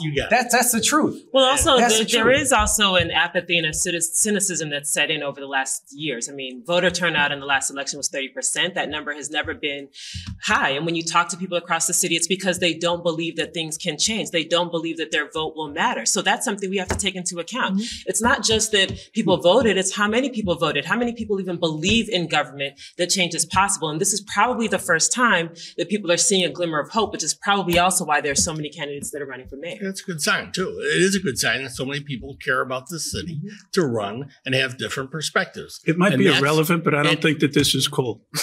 Yeah, well, we're not here to pick on Bill Daley. We should be talking about policies. I'm a big kid, and I appreciate it, Gary. But to be mayor, you get picked on. Trust me. Just being in public, we get picked on. We know you'll get picked on. We'll all get picked on. We'll all get picked on. And then there were 2. I'm Jenniffer Weigel, along with Bob Herguth. We are here for live election coverage, the 2019 mayoral race, where it doesn't look like we're going to have a winner by the end of the night, right, Bob? No, probably not an outright winner, yeah. and maybe not even understanding who's going to be in a runoff election in April yet. Because, but then again, maybe we will keep checking our website, suntimes.com, for election results. The mayoral election results are starting to trickle in, yes. And we also have city council races and 2 other citywide races, although one of those people are unopposed. So I'm going to introduce Carrie Lighterson. Yes. We have on the phone. Carrie, you there? Yeah, I'm here. Great. Thank you. So Carrie Lighterson is a Chicago-based journalist, wrote a book about Rahm Emanuel, a biography on him, and also is a contributor to the Washington Post and has been following this race, and wrote a piece in recent days sort of framing the race from more of a national perspective. And Carrie's joining us on the phone here, so I think you're coming through good, nicely. So Carrie, thanks for joining us. Oh, thank you so much. Now, Carrie, I'm curious, as you did your research for this book, you know, there aren't a lot of things out there about Rahm. So what do you think his legacy is going to be as he steps out? I'm just so curious.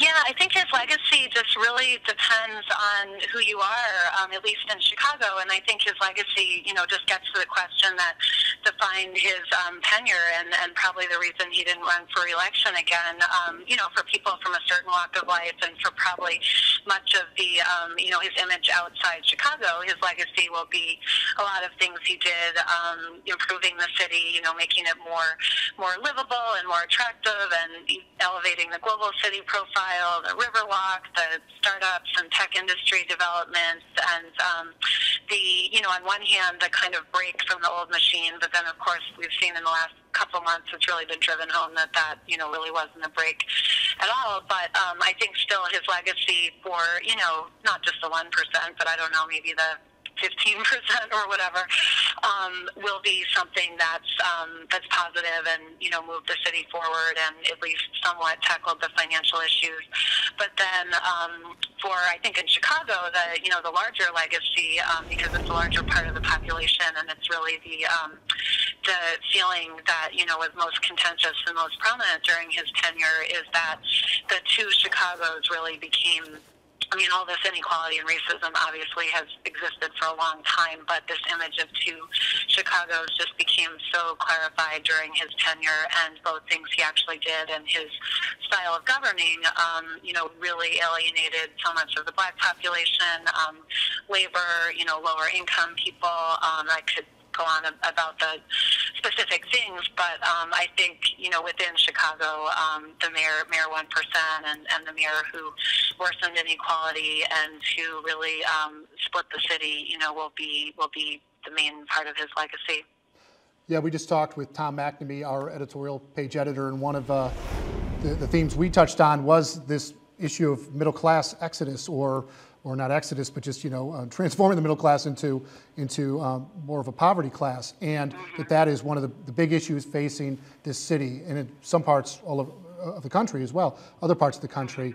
I mean, your book came out fairly early in his reign, Rahm Emanuel's, and again, this is the reason we're here, and we probably have 14 candidates, right? Because he decided not to run again. Was there anything that changed in your mind, plus or minus, for Rahm Emanuel in terms of when you wrote the book early on in his tenure that changed your mind or that he surprised you by?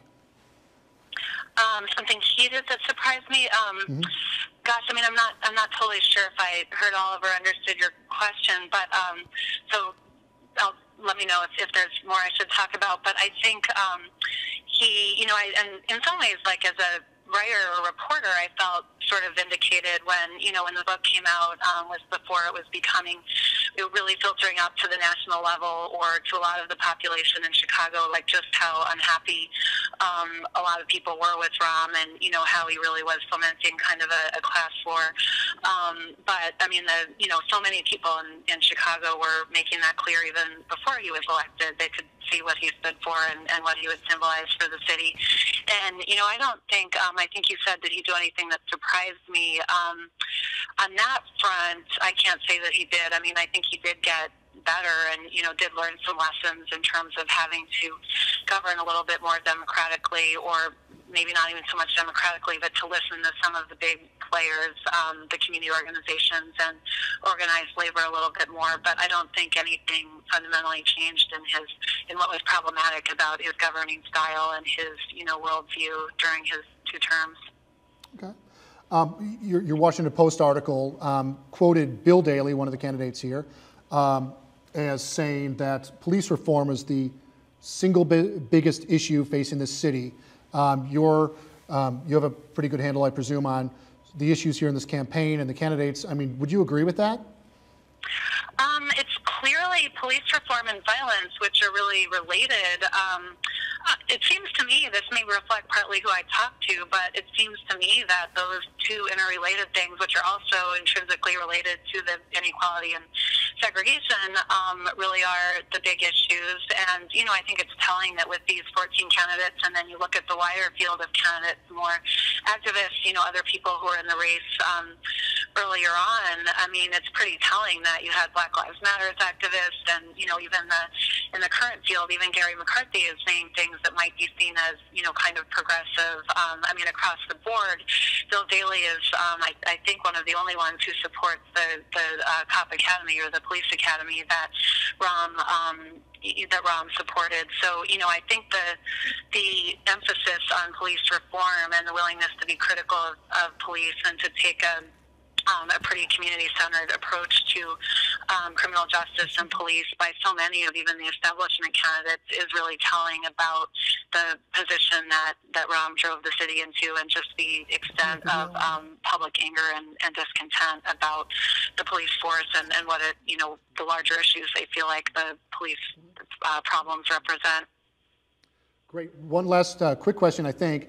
Amara Enyia, her candidacy and her popularity in some ways, did that surprise you?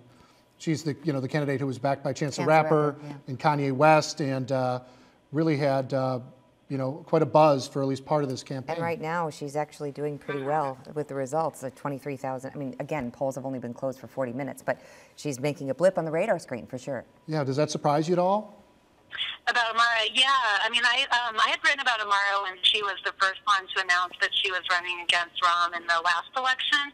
So she was on my radar screen. So I guess it doesn't surprise me that she became so prominent because, she was speaking to all these issues and speaking very eloquently to all these issues that all these different players were bringing up with Rahm, throughout his tenure. So it doesn't surprise me, and I think she did drive the debate, even though it was never really considered that she had a strong chance of winning. She clearly drove the debate with the other candidates.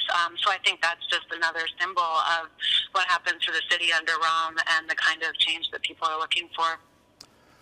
Great. Well, Carrie Lighterson, that was about it for us, but I really appreciate you joining us over the phone, and talking about this, and thank you so much. That's right. Well, thank you so much. It'll be a wild night. Thanks, Yeah, Carrie, it'll be for a all your wild coverage. night is right. Yeah, and we'll keep track of what you're up to. Thanks for your time. Thanks. As we were talking, the numbers are refreshing, and Lori Lightfoot now going above Tony Preckwinkle. Again, the polls only closed 40 minutes ago, so these are very early numbers. But both Tony Preckwinkle and Lori Lightfoot are above Bill Daley at the moment. So the numbers are still coming in and, of course, being counted. But we want to go to a video that we have, a best of Lori Lightfoot, just from some of the moments she had with our editorial board as well as with Fran Spielman. Take a look.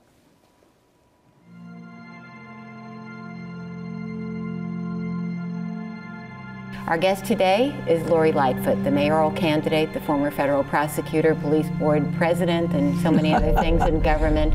Welcome. Yes. It's my pleasure to be here. My father worked 2 and 3 jobs, and my mother also worked a series of low-wage jobs. But despite our challenges, my parents instilled in me a very clear sense of right and wrong, and that I had to be an advocate not only for myself, but for other people who didn't have a voice. And that is a sense of social justice, equity, and inclusion that I bring to this mayor's race. When I started working at the police department, investigating police-involved shootings, being in the middle of the night in some of the most far-flung areas of the city, I had a police commander who would sexually harass me in front of everybody. He was trying to humiliate me. I don't know that he actually wanted anything from me other than to demean me and demoralize me in front of most of the men that were there. Luckily, my mother trained me well, and so after a couple of incidents of this, I said to him in very colorful language that he did knock it off. I was going to make sure that I heard him professionally. But a lot of women don't feel like they have that voice. And that's why it's so important at the top, in the middle, in the entry level, that we infuse every organization with respect for diversity of all types, and particularly gender diversity. And I happen to think that Janice Jackson and Frank Clark have done a very fine job amidst some very difficult circumstances and finances. Gary, I don't even know how you can say that. I don't know how you can say that. They got notice in January, hold on, Paul. They got notice in January of last year that there was a looming sex abuse crisis. 400 cases of kids being abused by teachers, by staff, by coaches, and they sat on it for 5 months, and didn't do anything until after the Tribune broke the story. How do you say that Frank Clark and Janice Jackson are doing a great job with that kind of record? That's embarrassing. No. So you asked a question about what's it going to take? It's going to take a leader. I'm a former federal prosecutor who convicted and sent to prison a corrupt alderman. And why I think people are resonating with the things that we're talking about is because I have walked the walk long before the scandal happened. It's one thing when you're caught and the public red hot glare is on you to propose all sorts of things, but it's another what you do on a day-to-day basis and what you propose and what you called for and what you stand for. Rahm Emanuel is going to be leaving office with a very large stack of unfinished business that is going to be front and center for the next mayor. And I think what people want to know is, can the next leader of the third largest city in the country be a person who can bring folks together, who can offer a positive vision, particularly in contrast to what we see on a daily basis from the Trump administration. We have to be different in the city, and we can be different with the right kind of leader, and I believe that I'm that leader.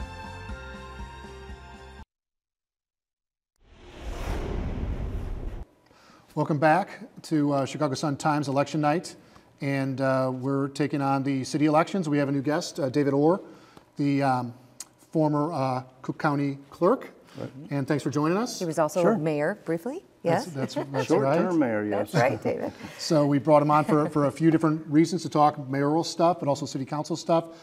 He's rooted in the 49th ward up in Rogers Park, and that looks like as results keep trickling in, looks like it's going to be perhaps a tough night for Joe Moore based on the initial numbers. But first, let's maybe talk to you about the mayoral race. Sure. Now, you, just full disclosure, you are backing Lori Lightfoot, correct? Yes. Okay. She's in the lead. She is. I know it's early. She's in the lead. Yeah. It looks about half. It looks to be about half the precincts reporting right now. Yeah. Well, there's clearly good people. I mean, for me, as a so-called reformer, I really think our government could be much more efficient. Bad government hurts people. We see it through the police abuse. You see it through the wasted money, the corruption.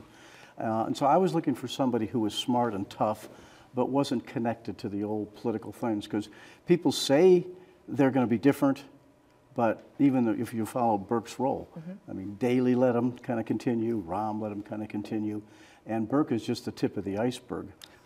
What I mean by that is you have the scoundrels, but you also have the enablers. Right. Yeah. And what I mean by that is a lot of people that, in return for getting the little goodies in the ward, they let powerful folks do whatever they want downtown, and that's why we have these problems. Right. So we get some better aldermen, good leadership, I think the public will be happy.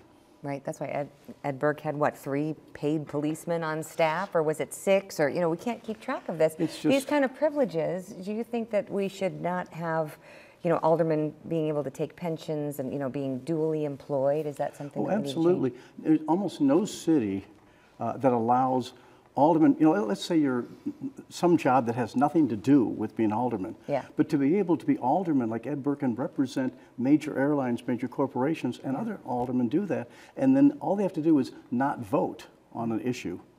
That's just insane. And nobody does it, and we should change it. They make a very large salary, but there's so many things that could be done. And one of the worst is this aldermanic prerogative.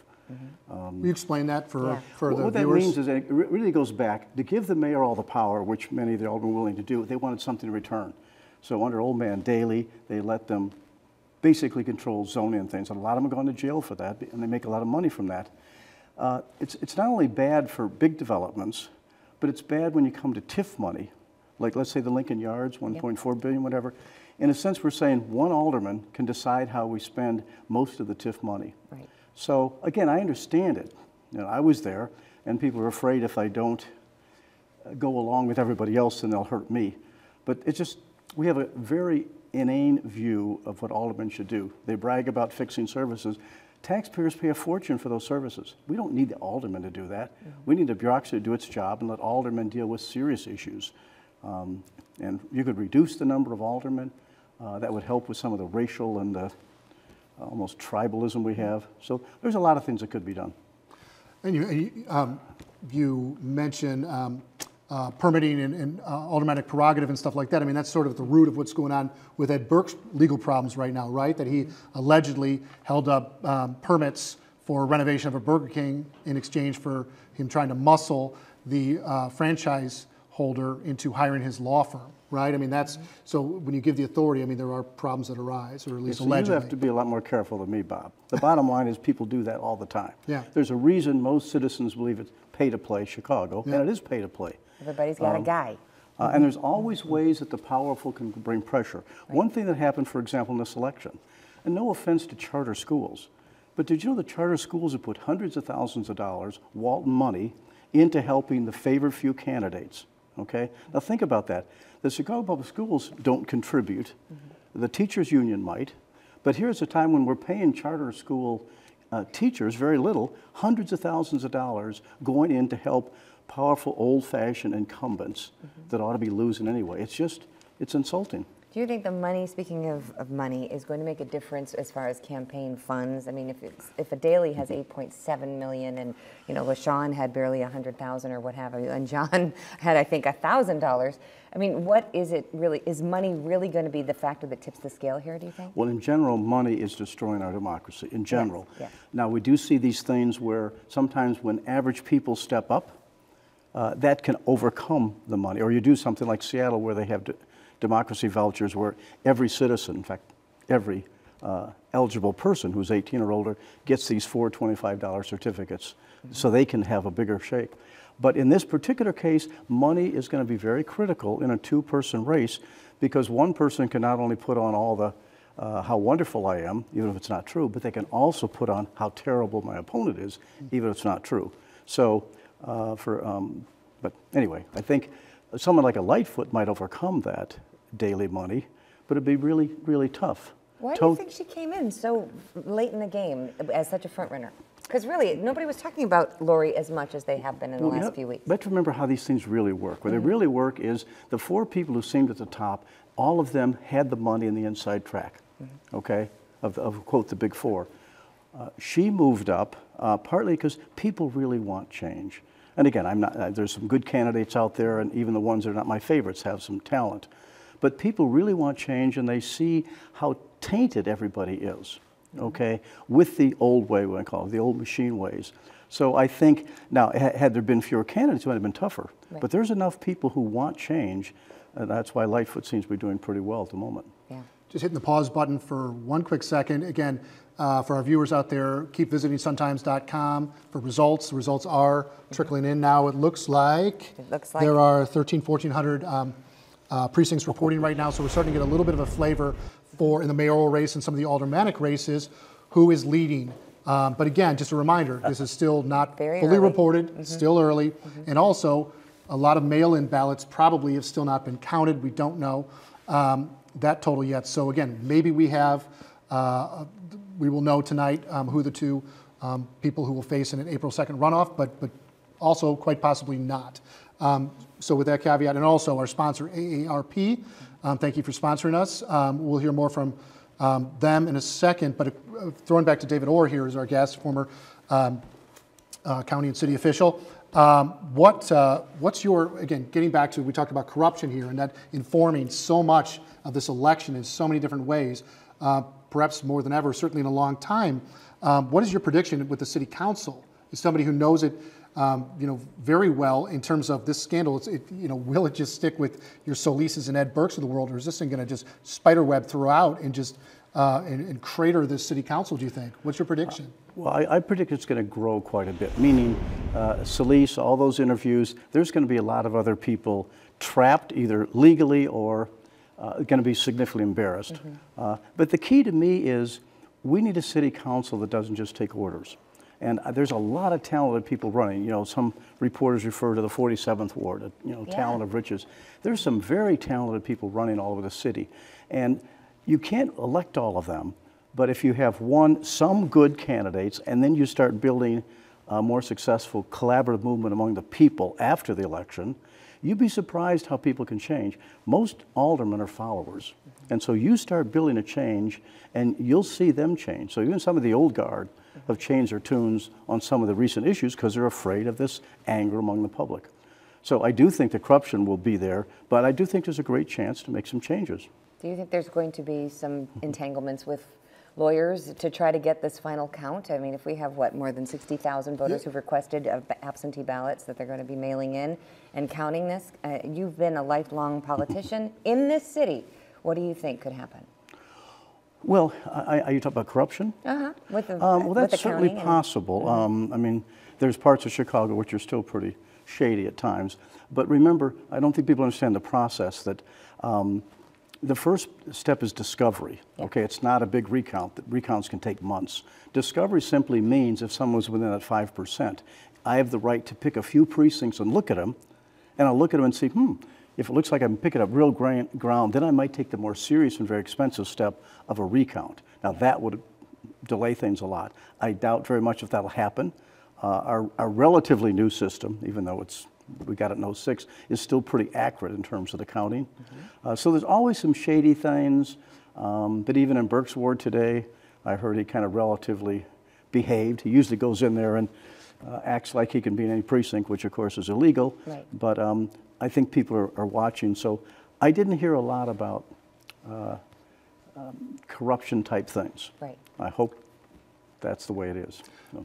But also you raise I think a good point about that. There's another dynamic here in play about the results in a final winner, or at least a winner into the runoff, which is another complicating factor, that if the mayoral race, for instance, is very, very close, and the mail-in ballots are not all counted, but then even if they are, there could be this recount, which could delay things even further, although I believe now May 13th is sort of the official date when the Chicago Board of Election Commissioners certifies, or is supposed to certify, the election results, which means the mail-in stuff should be counted by before then, obviously. But again, there could be litigation, there could be other things unforeseen that lead to this dragging out in some way, or pushing it right up against the envelope. Again, runoff election for the top two vote getters, mayoral and a lot of aldermanic races, April 2nd. Is that right? Yeah.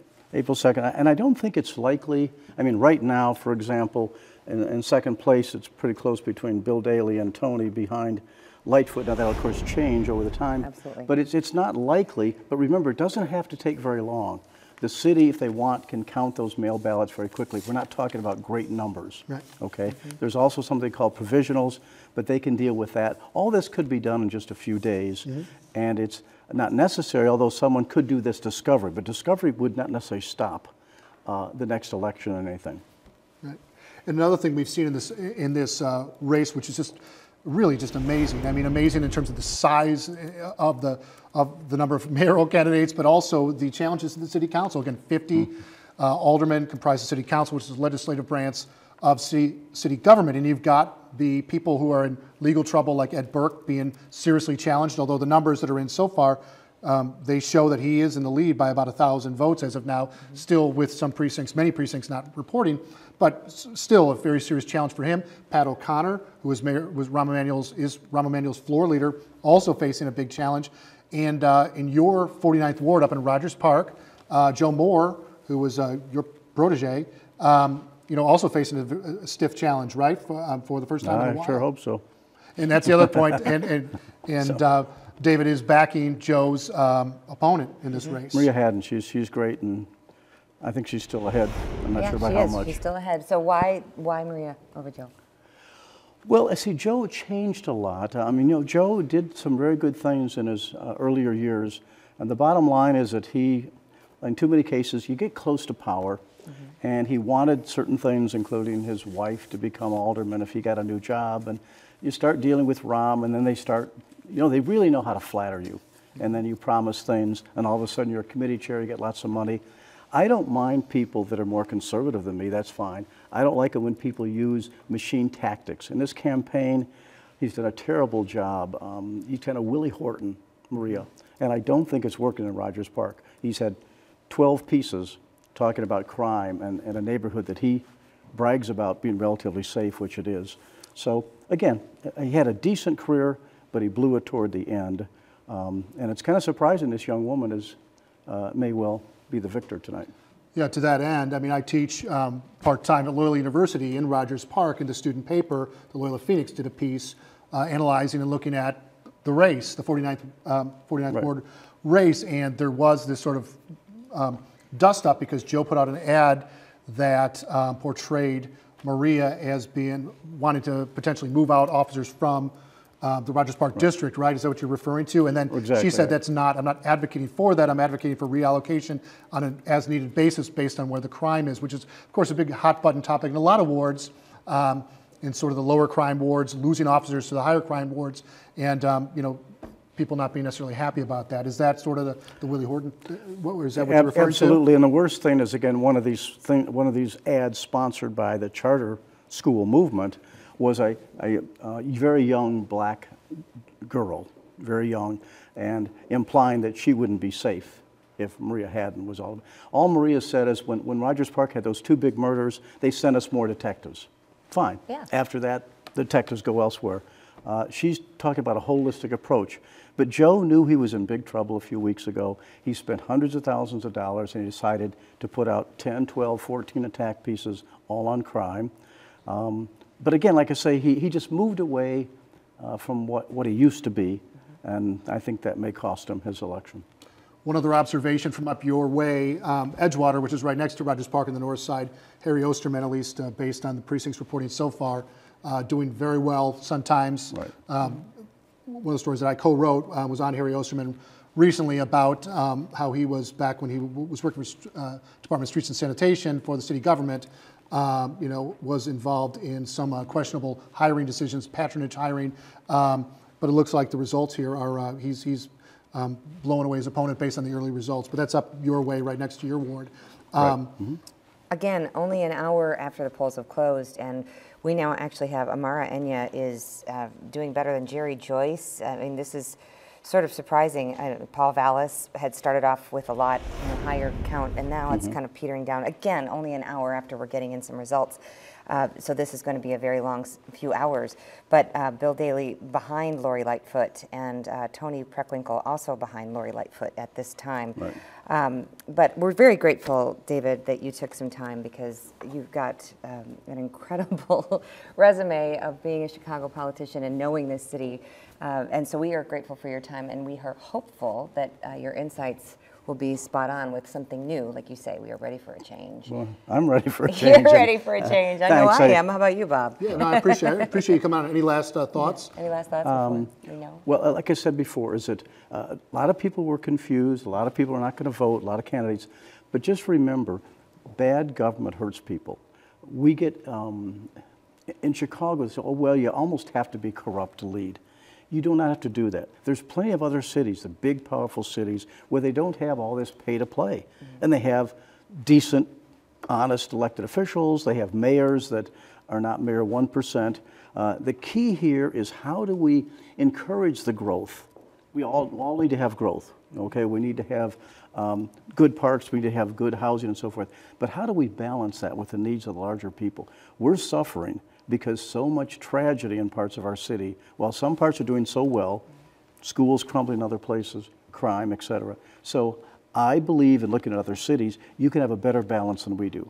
And if the people get involved and stay involved, I think they can make a difference. So I know it's a hard sell, but Chicago doesn't have to be this pay-to-play, corrupt place. It can happen.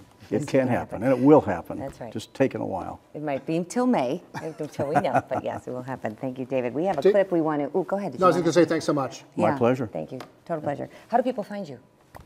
Well, I got the same cell phone that I still did. Your flip phone? We don't want to give your flip phone number out here, David. I don't think people have a problem finding me. Okay, if they know where to find you. And I started a new Good Government PAC, and they could look that up, trying to help good candidates and work on issues. Okay, so supporting good candidates. We want to show you a clip from the editorial board meeting with Amara Enyia, as we were talking about Amara now going higher. Let's see, she's got more at this point than Jerry Joyce.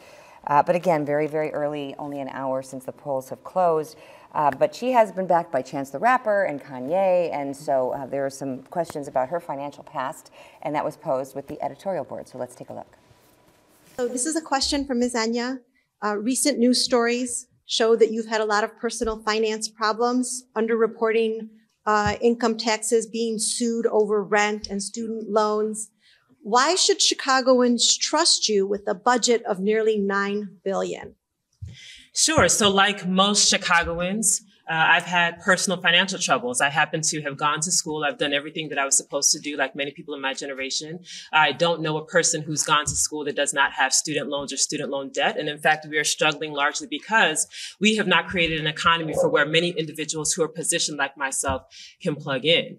But those personal financial hardships do not determine values and judgment. And like any responsible person, once the oversights on my part were discovered, we set about to correcting them. That's what you do. When a mistake is made, you own it and you set about to correcting it. But you say oversight, and I think sloppy. Everyone has made a mistake at some point. What's important is how you address it. with filing taxes, especially in a gig economy where it's different. People are piecemealing their careers together. They have many different sources of income. It's not as simple as it was 20 years ago when people stayed in one job for 30 years and then got a pension. That's just the reality. And we also have to understand that people will make mistakes. But again, a responsible person owns it and sets about to correcting it, not just now, but this was already in place. Secondly, we've had mayors who've had stellar personal financials, but have had bad values. We are still on the brink of financial ruin as a city with mayors who've had stellar personal taxes and personal financials. So you cannot draw a direct parallel between struggling with personal financials and competence to manage a city's budget. That is just a false equivalency. We are live here for the mayoral results in 2019 Chicago mayoral election. Jenniffer Weigel here along with Bob Herguth and Mary Anderson from AARP. Mary, we're so grateful for AARP's support to help make this possible. I know that voting is very important to the 250,000 members of AARP. So help us know how the members of AARP are going to get to know these candidates, if there is indeed a runoff, which we think there very well may be. These two candidates that are going to be vying for the spot that will be happening on April 2nd. You have two town halls happening March 13th and March 18th to help the people of Chicago get to know these candidates. So what's happening? Oh, definitely. So, yes, we want to make sure that the two runoff candidates hear the voices of our members. And so we are having two town halls, one on March 13th at DuSable Museum of African American History, 7 to 9 p.m. that evening. And then another one on March 18th, 7 to 9 p.m. at Arturo Velasquez Institute. So we hope that everyone comes. Hopefully there'll be a little link at the bottom of the page to tell you to register for that. But at those events, we'll be taking stories from the audience, we'll be taking questions from the audience, and we're going to be taking those questions directly back to the candidates. We're going to be having two telephone town halls on the last week in March, one for each of the runoff candidates, where our members can ask questions directly to those candidates.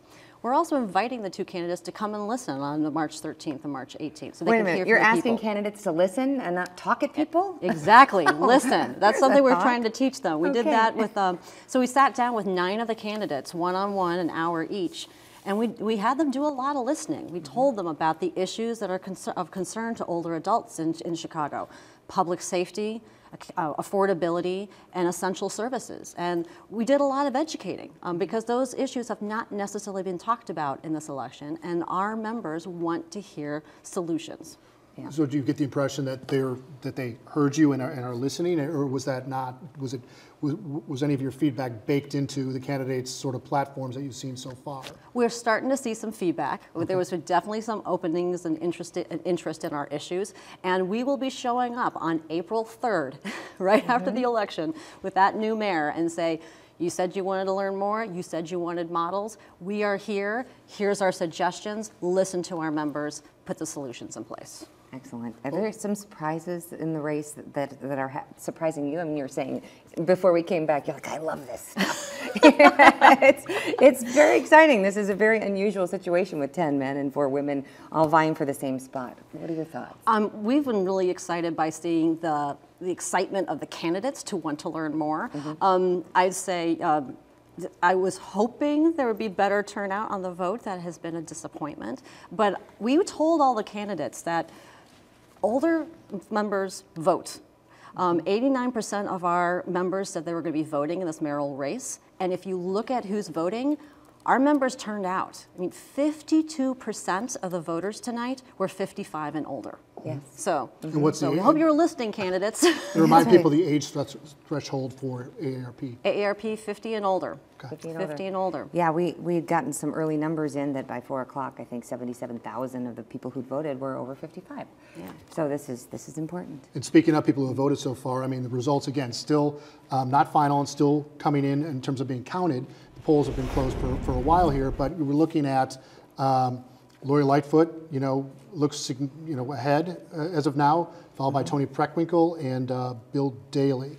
So I think that right now is sort of the top 3 with about, looks like 1,500 precincts reporting. Mm-hmm. So go to suntimes.com for results, please. And they're constantly being updated.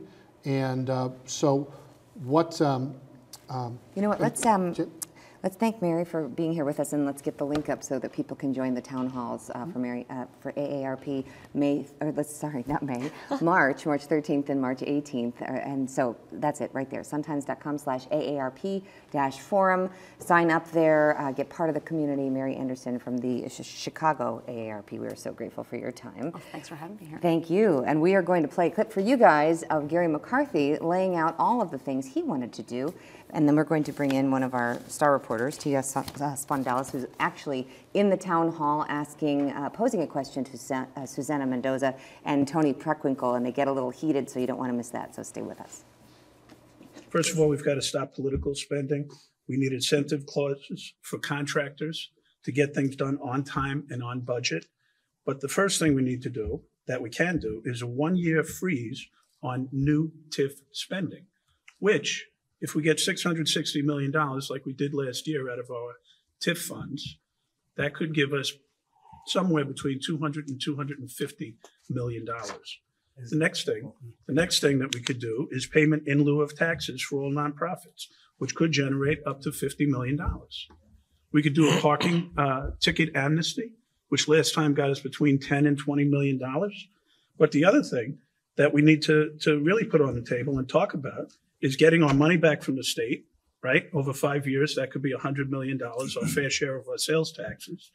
But we really need to talk about annexation. Nobody wants to talk about it. It's a political football. It's legal. And we've lost population, right? I can tell you how we could scoop up almost 160,000 people in a heartbeat, because our composite tax rate is lower than some of the college jurisdictions around us, like Schiller Park and so on. Annexation will give us the ability to combine municipal services, which will be cost savings, at the same time expand our tax base, and the incentive for them is, I could name like 6 or 7 jurisdictions like Norridge, Schiller Park, Oak Park, Evergreen Park, and Oaklawn that have higher composite taxes than we pay here. I got to ask you, is this an issue that you've been bringing up before? Because it sounds pretty new to me. I've mentioned it exactly once.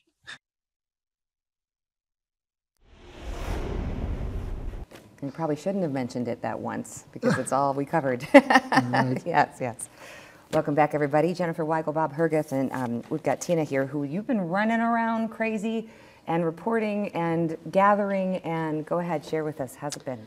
It's been very hectic. We're very happy that election is today. Yeah. I did a couple of ward profiles. I did not write about this ward, but the 14th ward, Alderman Ed Burke, obviously we care what's going to happen in that race. And it looks like, I wrote 2 stories just in case, but it looks like he's going to win. He's at about 55%. There's only about 17 of 31 precincts reporting, but the lead is pretty significant. 55%, and then his nearest challenger is Tanya Patino with, let's see, she's got 29%. So it's not over yet, but it's kind of shocking a little bit, but not. I guess low turnout shows, it kind of favors the establishment, and here you have literally the establishment, the longest serving alderman in city council.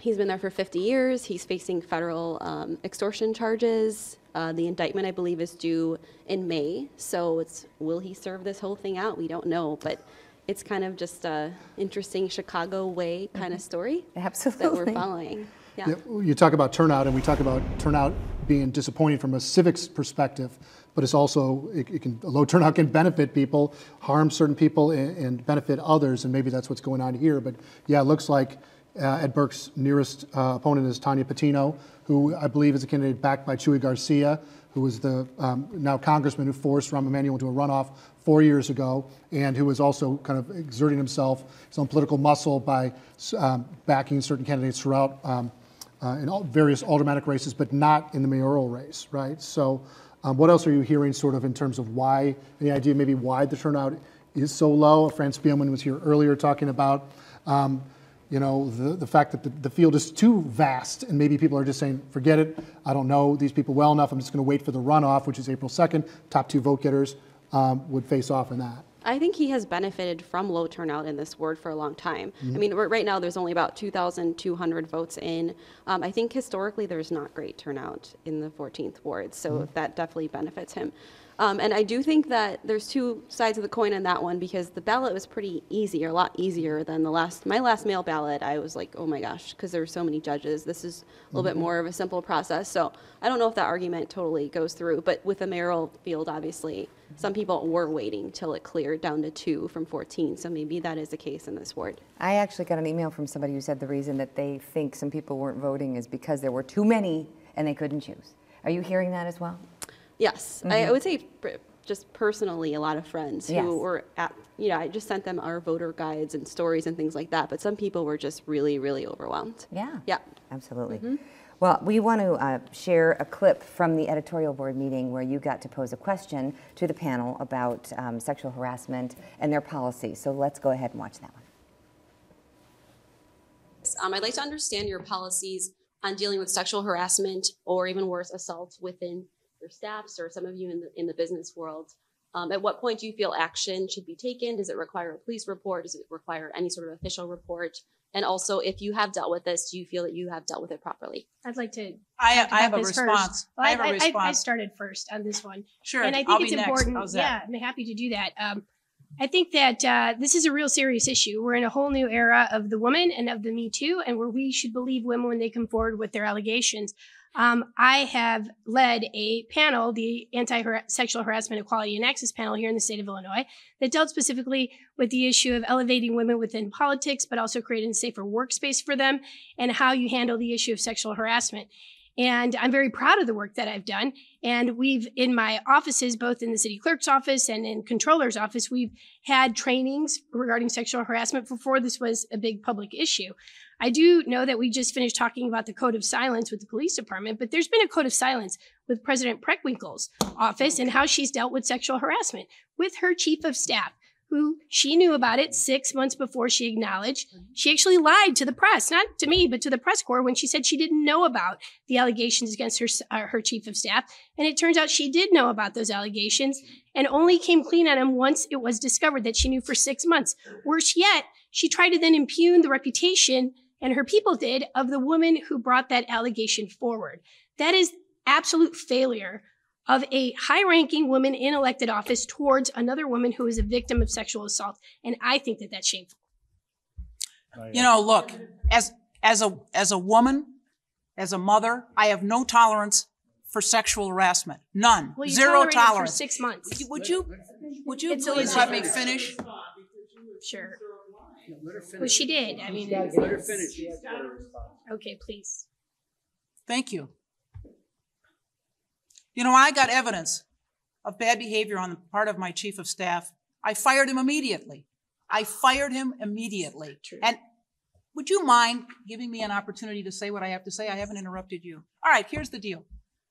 This is a critical issue, not just in government, but in business across the board. And what we did immediately was to put together a task force to look at the issue and how we could be sure that we were responding properly. And we did that both on the county government side, and we did that in the party side. Welcome back, Chicago Sun-Times election night. Jen Weigel, Bob Herguth, thanks for joining us. Results are coming in on our website. We're monitoring them, but they're not all reported yet. And again, we don't have a full handle on the mail-in ballots and some of the other numbers, but as of right now, we've got about 1,500 precincts reporting out of just over 2,000. And if you hit the website, suntimes.com, you will see these numbers. They're up on your screen right now. What I'm seeing here is Lori Lightfoot, Tony Preckwinkle, and Bill Daley are the top three. Right. And the top two will face off once this is all counted and certified in the April 2nd runoff election. Just a couple of numbers, housekeeping items here for numbers that we meant to mention earlier. So turnout, again, I don't have an exact figure right now, but it appears to be very low, perhaps historically low, which is, I know, disappointing from a civics perspective for a lot of people. Some numbers from the past couple of elections. 2011 election, when Rahm Emanuel was first elected, turnout was about 42%. 4 years later, it was 34% in the initial election, municipal election, and then 41% in the runoff. So we might be going lower than that. We will see when all is said and done. Also, this is only the fourth mayoral election in the last 100 years, according to the Chicago Board of Election Commissioners, without the incumbent on the ballot. The others were, I think it was 1923, Big Bill Thompson, who was known as Al Capone's mayor. In the 40s with Kennelly. In 2011 with Mayor Richard M. Daley, who served for a very long time. So those are some numbers that I wanted to make sure we went over. Also, there are about 1.6 million registered voters in Chicago, which is about 160,000 more than 4 years ago. And some of the other elections in between then, and now have energized some of the populace, the voting public, but clearly not enough based on the numbers that we're seeing right now in terms of the turnout. And again, just to remind people too that the mail-in ballots, we don't have an end time on when they will all be necessarily counted, but they need to be counted by March 12th at the latest. So, but we will see. Anything else, Jen, to add, or should we go to? We should go to our editor-in-chief, Chris Fusco's got a very busy schedule, and he has graciously accepted our invitation to come and chat with us and talk about the tempo of the newsroom. You guys, great job so far, and what I've been able to watch. It's been a little hectic out there. Yeah, talk to me. How's it been out there for you? Well, I mean, I think, obviously, we're keeping a very close eye on the mayor's race. One thing that I'm trying to preach here tonight is caution. We don't need another Dewey defeats Truman at the Truman won? What? So I think the big thing, Bob, like you just mentioned, are the mail-in ballots. It's a real wild card. I think at last count, my math had the gap between Lori Lightfoot and Bill Daley at roughly 11,000 or so, with 31,000 that's exactly right. mail-in ballots coming in. It's really going to be really hard to call this tonight. That said, I think we're pretty surprised at Lightfoot's performance. Obviously, some of the things that we're seeing with Joe Moore in 49 not looking like, it's looking really likely like he's not going to be back in.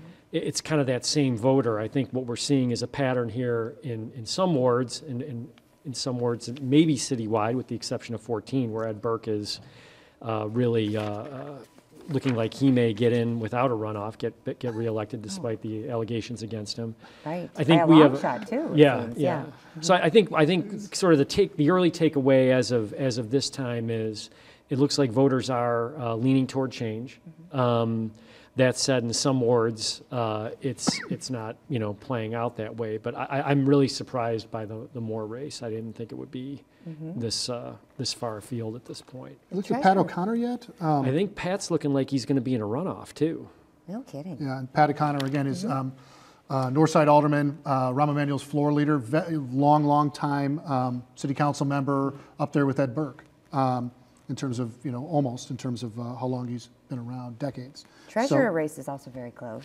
Yeah, that's another kind of a surprise. I mean, Pawar is behind slightly, correct? Right, just neck and neck, but just a few thousand behind Melissa Conyers. Yeah, no, and we also heard some rumblings earlier about Jerry Joyce, possibly Willie Wilson, maybe coming in strong, and they're trickling in, but not as strong as Lori and Tony behind her, and then Bill Daley. Yeah, I mean, I think maybe early on the conventional wisdom was that Willie Wilson could be where Lori Lightfoot is right now. Yeah. That I wouldn't have been shocked to see that result at all. But again, I think maybe what we're seeing is the Chicagoans who did vote, and we don't know where the final turnout numbers will be, but the word from midday was that we were looking at a low turnout. And that means not as many people walking in, maybe not seeing that Daley name on the ballot that they're familiar with, that they would have just automatically checked. So there are some things, maybe working against the big names here, that the educated voter came out today and read endorsements and read stories and read profiles. I know our traffic today, I was kind of checking it periodically. We look at our own analytics. And the two names that I was seeing most often were Lori Lightfoot and Jerry Joyce were the ones kind of trending anecdotally on our own analytics. So it's just been a really wild kind of day. And I don't know, Amara, where's she kind of sitting right now? She is at 31,980. So what percentage? So she and, let's see, she's at 7.9%. Yeah. So, I mean, the youth vote, it looked like the voters that are coming out are probably more your experienced, wiser voters, and this youth movement that was kind of rallied by Chance the Rapper and others. Maybe the turnout there isn't that great. Right. And Susana Mendoza is just above that with 9%. Yeah, and it seemed like the Mendoza campaign was sort of star-crossed from the get-go. Anytime you're in a position where you have to run for mayor while you're also seeking, statewide office, probably didn't get out of the gate the right way. Obviously, the convergence of events, while they're not impacting Alderman Burke in his own race tonight, obviously we know every campaign was trying to play the Burke card and tie every candidate to Burke. Obviously, the controller getting married at his house became a big story, and it's probably hurt Tony Preckwinkle a little bit too. Yeah, absolutely. We had Tom McNamee on earlier, and we were talking about the endorsement and describing the difference between an editorial board endorsement and how a paper covers an election. He said that this was not a unanimous decision. No, they rarely are. Yeah. The front page is rarely a unanimous decision either. But no, I think where the board ended up here, and it's, again, there's a separation just for everybody viewing at home. I mean, the editorial board is the opinion of the newspaper. It does not affect how we how we cover things. There's no cheering in the press box tonight, not out in the newsroom. We are covering this as straight as can be. But I have to say, Tom wrote a very powerful endorsement, as he is wont to do, as he did for J.B. Pritzker. Yep. The opinion of the paper, it's good to see that, at least people were reading it today, weeks after it came out. I can tell you our own analytics said that. So, Tom's a beautiful writer. I mean, getting back to Susana Mendoza, I wonder whether part of she was very disingenuous, I think, about whether she was going to run for mayor. Right. I mean, said she wasn't, but all along she was planning on that. And, I just wonder whether there was a trust issue there, and also obviously very close ties to Ed Burke, Mike Madigan, and couldn't get away from that. But also, the fact that she was running for one office at the same time, she really was kind of quietly plotting course for another one. I wonder if that resonated with voters in a negative way. Well, and also when you're starting to look at, and Fran had a story a few days ago, the impact of organized labor in the race. It seems like, in full disclosure, we have, organized labor ownership of this newspaper. So it was interesting to us to watch how that kind of divvied up, and it was kind of all over the place, right? You have SEIU and Chicago teachers going for Tony Preckwinkle. A lot of the trade unions went for Mendoza.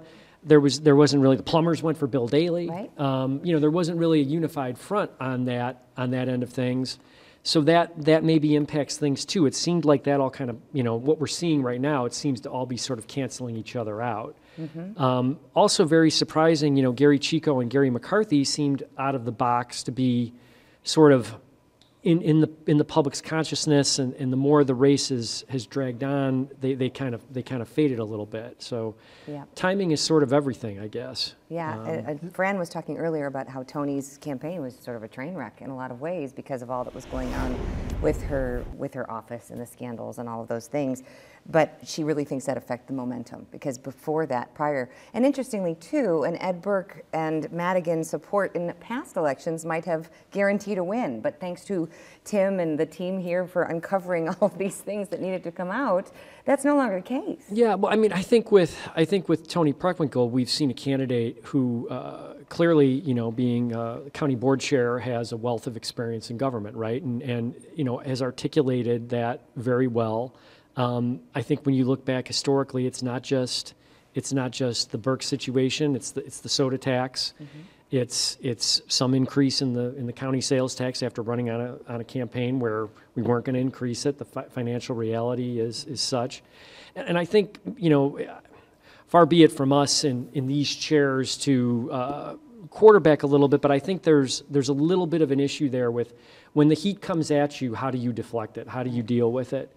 Mm-hmm. And I know Fran and Tim were talking earlier about Bill Daley's thin skin. Mm-hmm. I think Tony Preckwinkle's skin, while not as thin as Bill Daley's, the response to some of these things that have come her way maybe could have been better handled with communication with the press and the public. And we'll see where we end up there.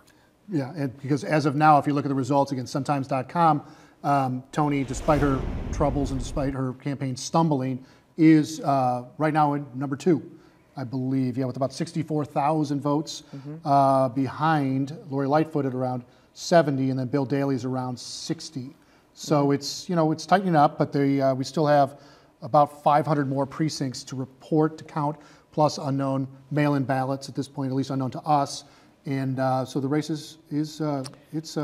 it's a good race. Yeah, I'm wondering, do you folks have any thoughts on how the mail-in vote goes? I mean, is there a school of thought? Is there anybody who is more likely to mail-in vote daily?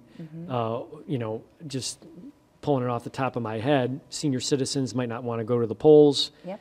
Folks who have a Chicago tradition, seniors and such, they might recognize that Daley name, and there could be a strong mail-in presence for Bill Daley here. I agree. I was thinking that as well, with some feedback that I've been getting from some colleagues and some friends, that those who are not going to the polls, those who are not digitally savvy, they will be writing, or they will be mailing theirs in. So that's going to be a huge impact. Yeah, no, there's also no guarantee that just because 62,000 or so mail-in ballots were requested, that they're all going to be returned. Right. As of last night, about half of them had been, I think, was the figure. So there could be some that just are lingering out there, so we just don't know. In fact, there will be. Right. Still a big figure. It's a big what if. Yep. A lot of what Huge if. what if.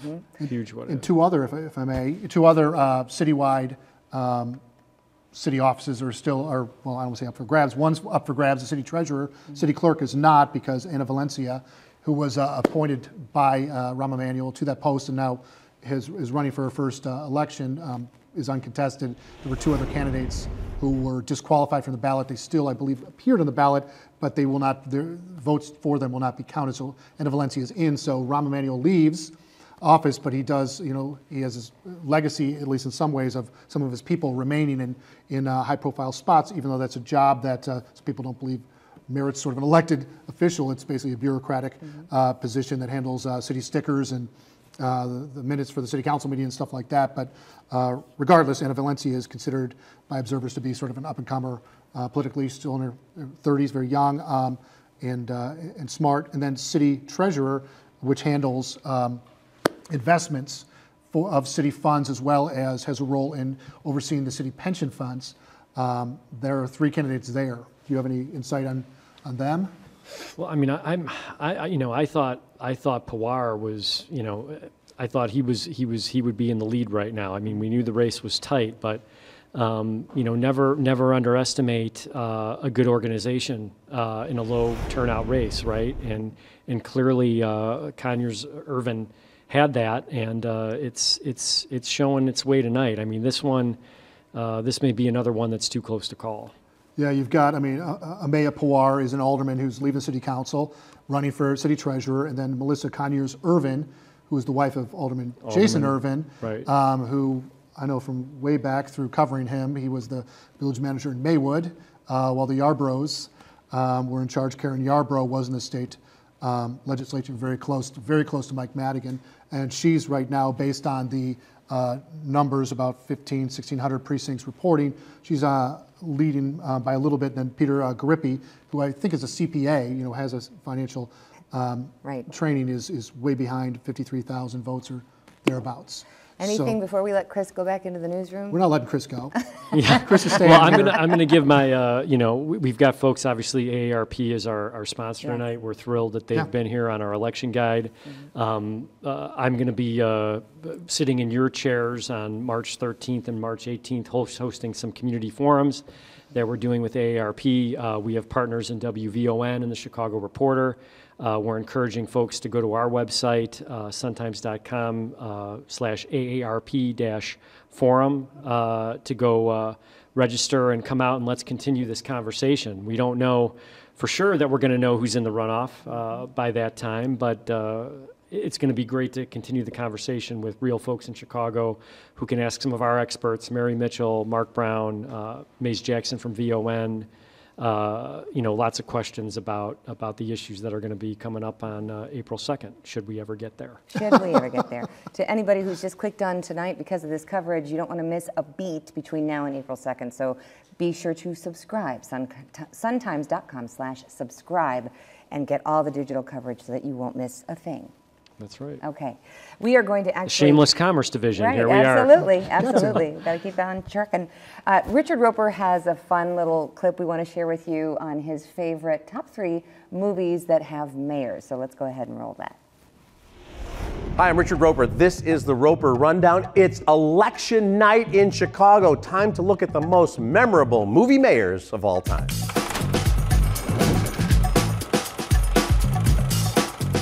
Now, I do have some runners-up, including Bob Hope, who played Mayor Jimmy Walker in Bo James, and Russell Crowe in Broken City, and Jeremy Renner, who was really good as Carmine Polito in American Hustle. But they didn't make my top 3. Let's do the countdown now. At number 3, Mayor Goldie Wilson from Back to the Future. Remember this? Played by Donald Fullilove. I love that name. Donald Fullilove. Now, in the 1950s, he was the janitor that told George McFly to stand up for himself. And you know what? He wasn't going to be pushing a broom his whole life. At number 2, Al Pacino in City Hall. If you haven't seen this movie, you got to check it out. The co-writers of this film are responsible for movies such as Casino and Goodfellas and Raging Bull and Taxi Driver. John Cusack plays the mayor's loyal aide who uncovers, yes, corruption. And from Al Pacino, we get the classic big performance as the mayor. But number 1, the most memorable movie mayor of all time. We're talking about Murray Hamilton playing Mayor Larry Vaughn in Jaws. Now, this guy is a great character actor. He was actually Mr. Robinson in The Graduate, but his best role of all time was as the mayor in Jaws. Now, when you look at that movie, think about it. The shark isn't the real villain in this movie. The mayor is the villain. The mayor is the guy that keeps wanting to keep the town open, even though humans are serving as snack food. Great performance by the one and only Murray Hamilton as Mayor Larry Vaughn. All right, those are my picks for the most memorable movie mayors. Hit me up, tell me your choices. This is the Roper Rundown.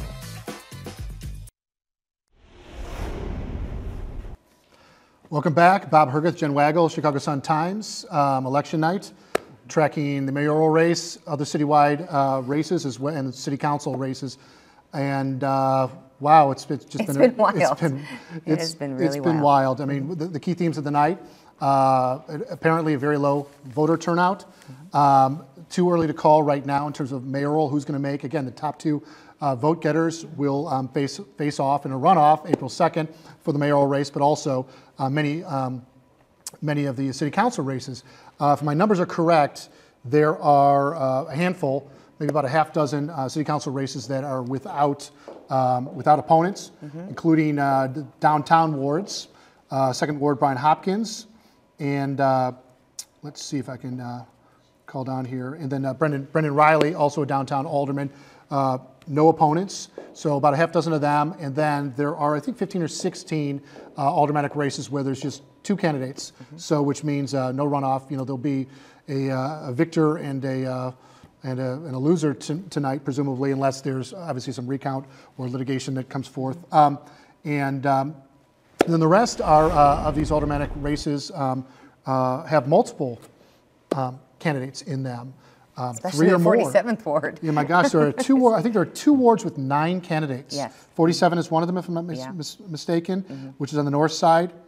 And then the 20th Ward, which was which has 9 candidates as well. Yep. So the results are still trickling in, not trickling.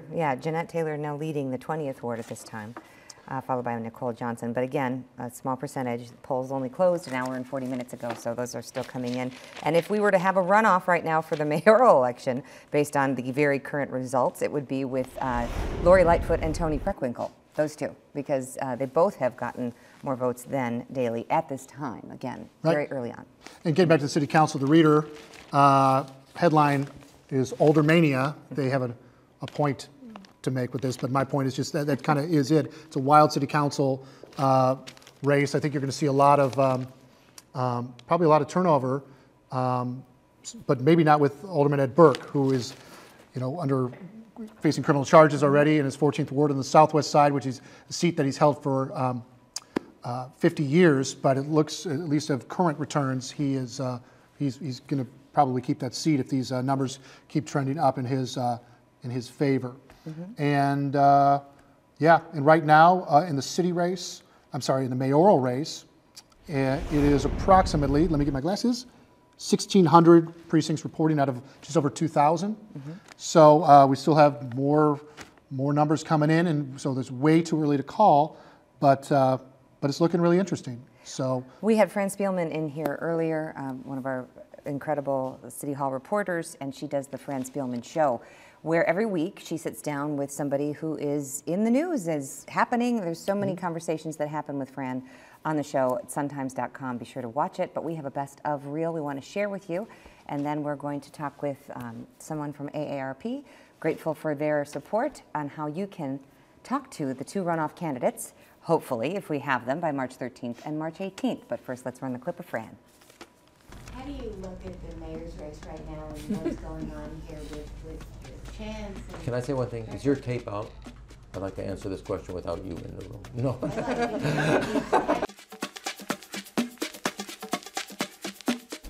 Is Chance the Rapper on your iPod or iPhone?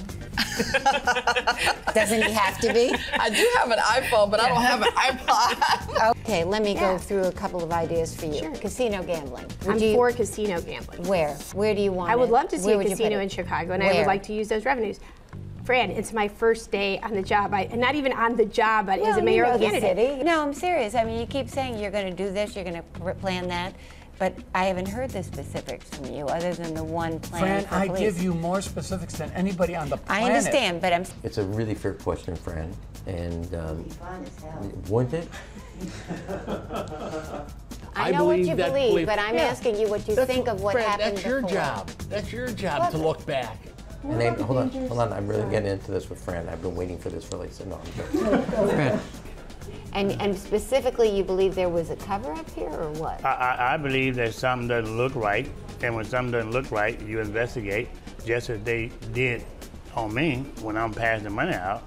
So how do you really, theoretically, and in reality, get rid of the ability to ask a fellow alderman who knows better than you what's best for their ward? We didn't say we're putting a muzzle on the alderman never to speak to an issue of land use, permit, or whatever.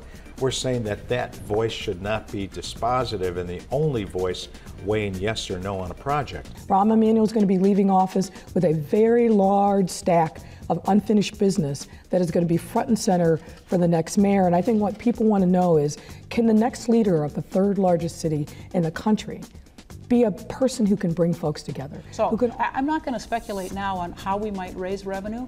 Surely raising revenue is a possibility, but we're going to start with trying to make government more effective and efficient.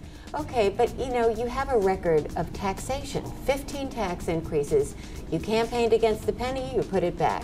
You tried the soda tax, you've done a ton of other taxes. Any regrets about how all of that played out in terms of the soda tax, of course?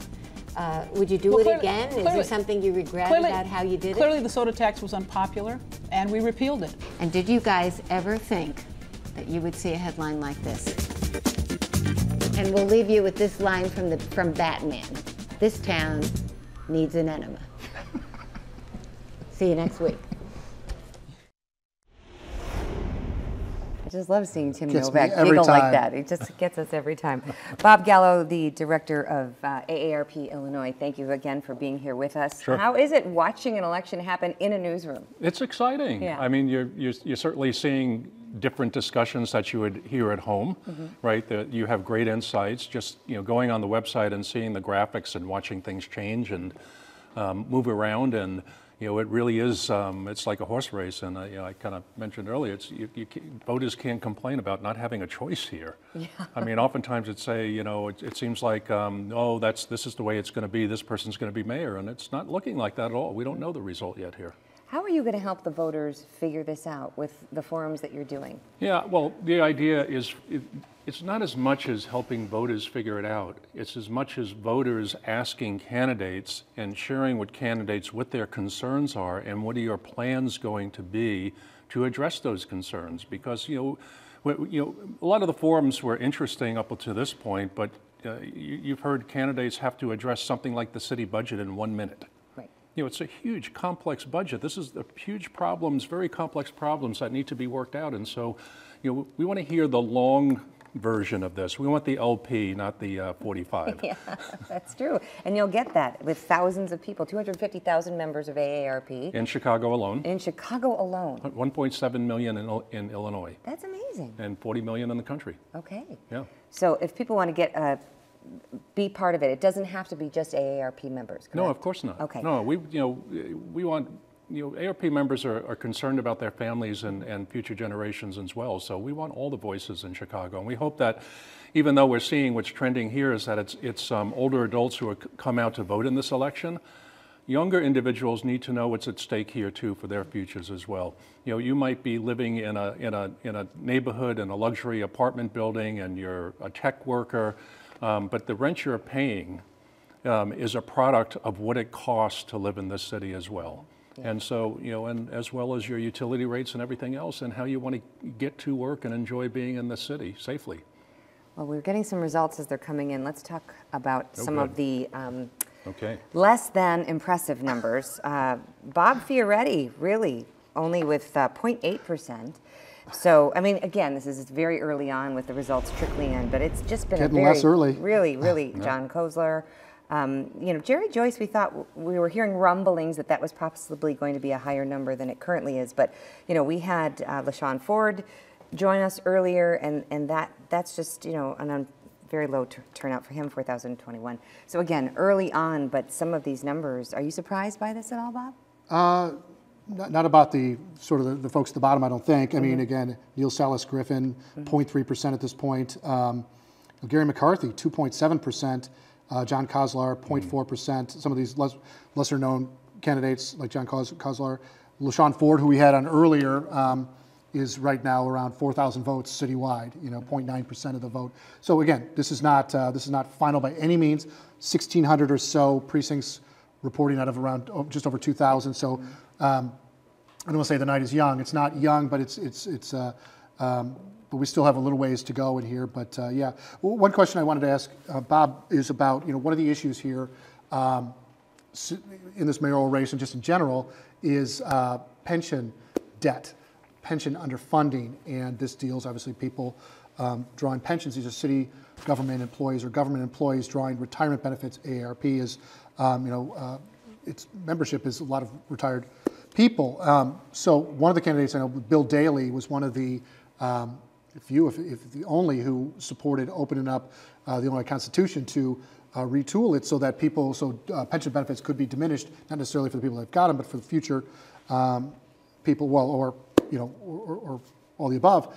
What do you or your group have a thought about that? About where this pension crisis, and obviously I don't think anybody disagrees, something's got to be done. Some things have been done up until this point, and part of what Rahm was doing in his, while he was in office for the past 7-8 years, was tackling this. What are your thoughts in terms of this billion-dollar mess? Yeah. Well, let's talk about what hasn't been done, and why we're in this mess. At the city and the state level, there have been pension holidays taken, which means that during particular years, payments were not, regular payments were not made to the pension funds. So now everyone's trying to play catch up, and they're blaming the Constitution for that. People deserve the pensions that they were promised. Yeah, we're in a difficult situation, but what are we going to do to make sure that these people are whole? We have a retirement crisis in this country as it is. So to look at these individuals, and I think one of the things that's really important, particularly with teachers are not going to be receiving Social Security.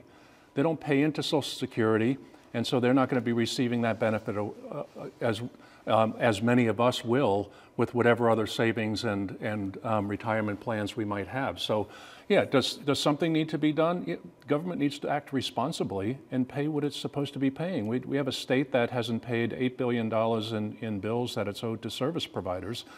We need to look at, maybe it's time to go back to basics. What are the things that we're supposed to do to protect the people who are citizens and hardworking members of city government? Whether they're firemen, policemen, teachers, city workers, sanitation people. These people have worked their entire lives and have made the payments they were supposed to make into the pensions, why hasn't the government done the same thing?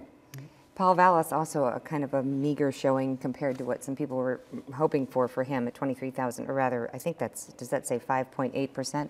My readers are failing me, Bob. I know, our eyes are getting blurry at this late hour. This late hour, staring at the screen.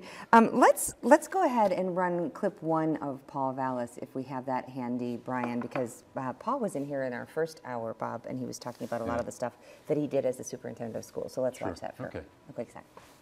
We not only closed a massive structural deficit, $1.4 billion, and left them with $1 billion in cash balances, but we raised teacher salaries during that period 17%, and we never closed a single school, not a single school. You don't have to close and them. No, let me finish. Sorry. You made your comments. Let me respond. This isn't the other forum. Let me respond. I'm sorry. So we never closed a single school. Let me tell you what else we did. I kept all of our schools open till anywhere from 6 o'clock to 8 o'clock at night, because I not only fed children 3 meals a day, I not only provided health care, I not only provided coats and eyeglasses when the kids failed their eye exams, because I tested them, but when kids were victims of violence in their own community, I went out and I raised the money to pay for those funerals. Let me also say something else. By taking all the school construction projects out of the Public Building Commission, I tore down every prefab school in this city and replaced it with a brick and mortar school. And we just didn't build Northside College Prep. We built Peyton before Cabrini Green was torn down. And we built Jones and Lindblom. And Carver Military Academy and Simeon. And I built 78 brand new buildings, and 80% of those buildings were in poor communities. I bought Mendel and converted it to Gwendolyn Brooks. And one final thing, 58% of every one I hired on school construction projects and over 45% on professional services were Black and Latino. There is no one on the planet who has those statistics. So I'm not saying everything was perfect. I'm not saying the schools were thriving, but Mary, 4 years after I left, they did the total abomination. It was called Renaissance 2010. And they went in 2004. I was in my third year in Philadelphia. And they said, we're going to close 100 schools, reopen them as charters, and disperse the kids to the surrounding communities. So that's one thing. That's when they began to lose the 70,000 students, fewer students that they have today than they had when I was there. It has definitely been a colorful few weeks, hasn't it? Absolutely. Bob Gallo, thank you for your support for AARP and all that you guys are doing. And we look forward to many more conversations, March 13th, March 18th. Sometimes.com/AARP-forum is where you can be part of it, and we will be in touch with all things AARP. So thank you so much. Thank you. And we've got some news from the first ward, right, Bob? Just some updated results here that 27 of 44 precincts reporting. Proco Moreno, who's the incumbent, is down by looks like about 1,500 votes. So that's interesting. Proco Joe has had a few problems as of recent weeks. A few scandals, yeah. Focus of a very interesting WGN report. Let's see, Roderick Sawyer in the 6th Ward. Looks like he is up, again, with about 40 of 48 precincts reporting. That's the 6th Ward. Is that a surprise with Roderick? Well, he's the incumbent. Honestly, I don't know too much about the other candidates. Anthony Beal in the 9th Ward. He's way up, again, with 45 of 51 precincts reporting. So not all the incumbents are facing super tough time. Alderman of the 11th Ward, Patrick Daley Thompson, who, of course, is Bill Daley's nephew and Mayor Richard M. Daley's nephew, is the incumbent alderman in the 11th Ward, and looks like he's way up over his opponent with 36 of 38 precincts reporting, 7,000 votes, so like 2,400. But again, with the caveat that we don't know, not everything's reported, first of all, and secondly, not all the mail-in ballots are necessarily in and counted as well. One other observation from the 13th Ward, Marty Quinn, who has been sort of on a ship battered at sea over the past year or so because of sexual harassment allegations involving members of his ward organization. Marty Quinn is Mike Madigan's alderman, and down in the 13th Ward on the southwest side, he's way up, 42 of 48 precincts reporting, about 9,000 votes. David Krupa with just 1,500. So it looks like that is quite the lead. But again, obviously not everything in just yet. So 47th Ward with all of 9, as we talked about, candidates. Matt Martin seems to be significantly ahead. That was one of the races we were talking about. And of course, the 48th and 49th we were talking about with David Orr earlier. And, you know, that one, boy, it's in the 50th Ward. I mean, oh, we might actually have a conversation possible with Mary Mitchell coming up, which is amazing. But before that, let's run a clip of Bill Daley getting defensive about whether or not we can have another Daley. So let's go see that clip. I wanted to give Mr. Daley an opportunity to respond to whether or not, you know, the Daleys are responsible for the mess, quote, that we are in. What's your response to that? Look, there's no doubt that no mayor, no governor, no city council, no legislature has solved the pension problem. Okay? It was exacerbated by the 2008 economic crisis, and then the change in the legislature by the legislature in the ramp up in 11, which the former mayor predicted would cause the largest tax increase in the history of Chicago, and it did. So everybody's guilty. If you want to look backwards, you can go back to Byrne, Washington, Sawyer, whoever, whatever. And every governor, every mayor, as I said, every legislature, every city council, they're all guilty. So what? We are talking about the next 4 years or the next 8 years, not the last 40 years. It's not so what. People are struggling now because of mistakes that were made. The Daleys were the ones. They had their family members gamble us away. Why are we letting our family members dictate where pensions are going? Isn't that a conflict of interest? Is it all of a sudden we are not sticking up for what's right for Chicago? And that's the issue that we face in this election. We've seen many news articles with corruption. That's a part of the corruption. welcome back, Chicago Sun-Times. Jen Weigel, we're here with Mary Mitchell. As a quick reminder, we're here at election night. Suntimes.com has all the results, and they're coming in, and the numbers are mounting. So we're getting a better sense of who is rising to the top in terms of the mayoral race, the Chicago Treasurer's race, and all these aldermanic races that we've been following all night. It's been a remarkable election. Just some of the issues that have been aired, as well as the number of candidates, and the fact that change, no matter how that change manifests itself, is in the air in a big way. Probably the city council level, obviously the mayor, Mary Mitchell.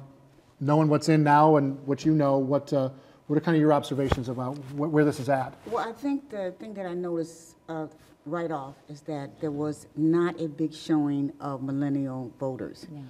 And, you know, last year we were talking about, or hearing people talk about, that come election time, they were going to vote out city council incumbents across the board because of the Laquan McDonald police-involved shooting.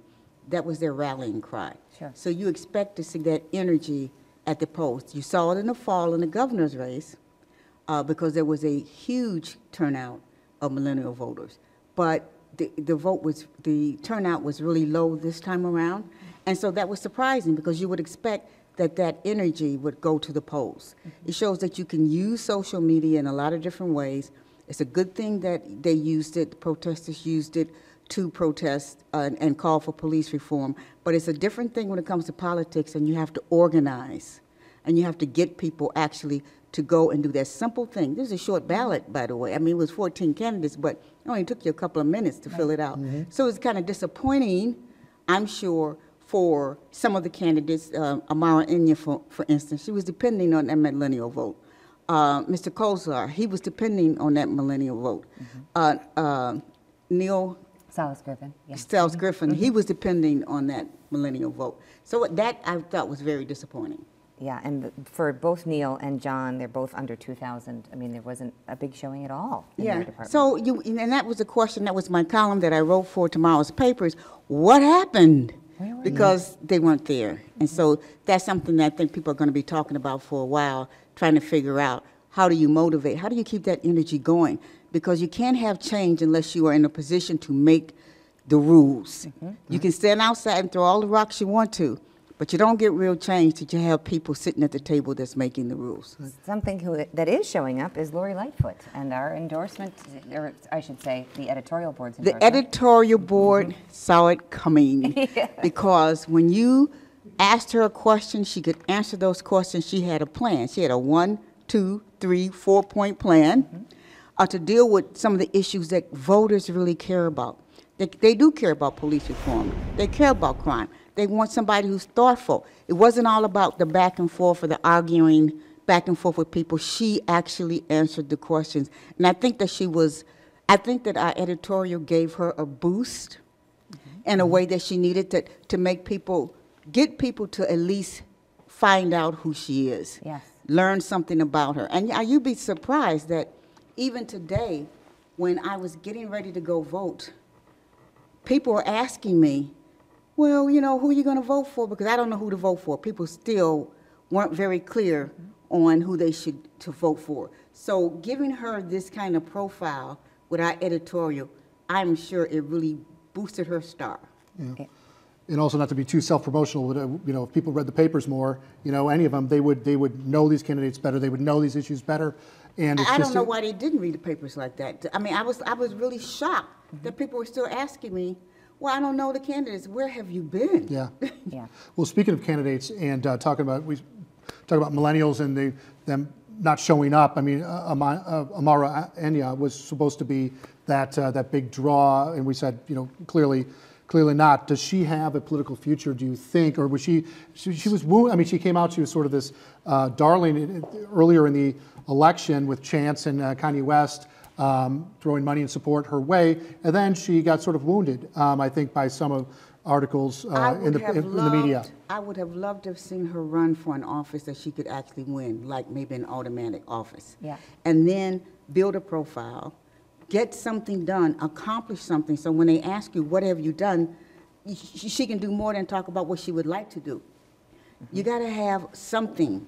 And I don't think that she brought the goods with her this time around in terms of the mayoral race. I thought she was a good millennial candidate, and I thought it brought some excitement having Chance the Rapper and Kanye West support her. Yeah. But at the end of the day, I don't think people trusted her to be more than talk. Right. And Chicago is at the crossroads. That person, whoever sits in that seat, is going to have to deal with a lot of different moving parts. And I think the voters rightly saw she would not be able to deal with those parts. You know, they say sometimes with the presidential election that the green vote will take away from the two contenders. Do you think that anything of that nature happened with this one, having so many, 4 women, 10 men, that it watered down the possibility for someone like Amara to really make a I don't difference? think so. I mean, the last time around, she dropped out before she got to that point. Okay. I think this was historic in a way that people had so many different choices. And so I think the real choice, the good choice, the choice that's really going to help Chicago, I think it rose to the top. So what I really was surprised about was that Susana Mendoza, since they were talking about her so much and giving her so much credit that she was going to be in the top, you know, maybe the third person, that she was not. Willie Wilson was. Right. Speaking of Susana Mendoza, we just got word from our newsroom that 5 candidates have conceded, including Susana Mendoza, who, you know, had I'm sure not the showing she wanted, but as of now, with about 1,700 of 2,000 precincts reporting, about 40,000 votes, if I'm not mistaken. So she conceded. Gary McCarthy, former police superintendent under Rahm, Gary Chico, who was very tight with Alderman Ed Burke, former Chicago Board of Education president, Willie Wilson, who was, you know, some had speculated that he might do better than this. Then 10%? He got about 10% of the vote. Right. Yeah, 46,000. You know, that I know somebody who is on the west side quite a bit, and there were Willie Wilson signs everywhere. And so, you know, so we talked about maybe him being sort of a sleeper and a surprise, but apparently not. He's conceded, only got about 10% of the vote, and Amara. And Amara. So, Right. But John Kozlar has not? Still waiting. Kozlar has not. Still waiting. So Mendoza, What about McCarthy. Jerry Joyce?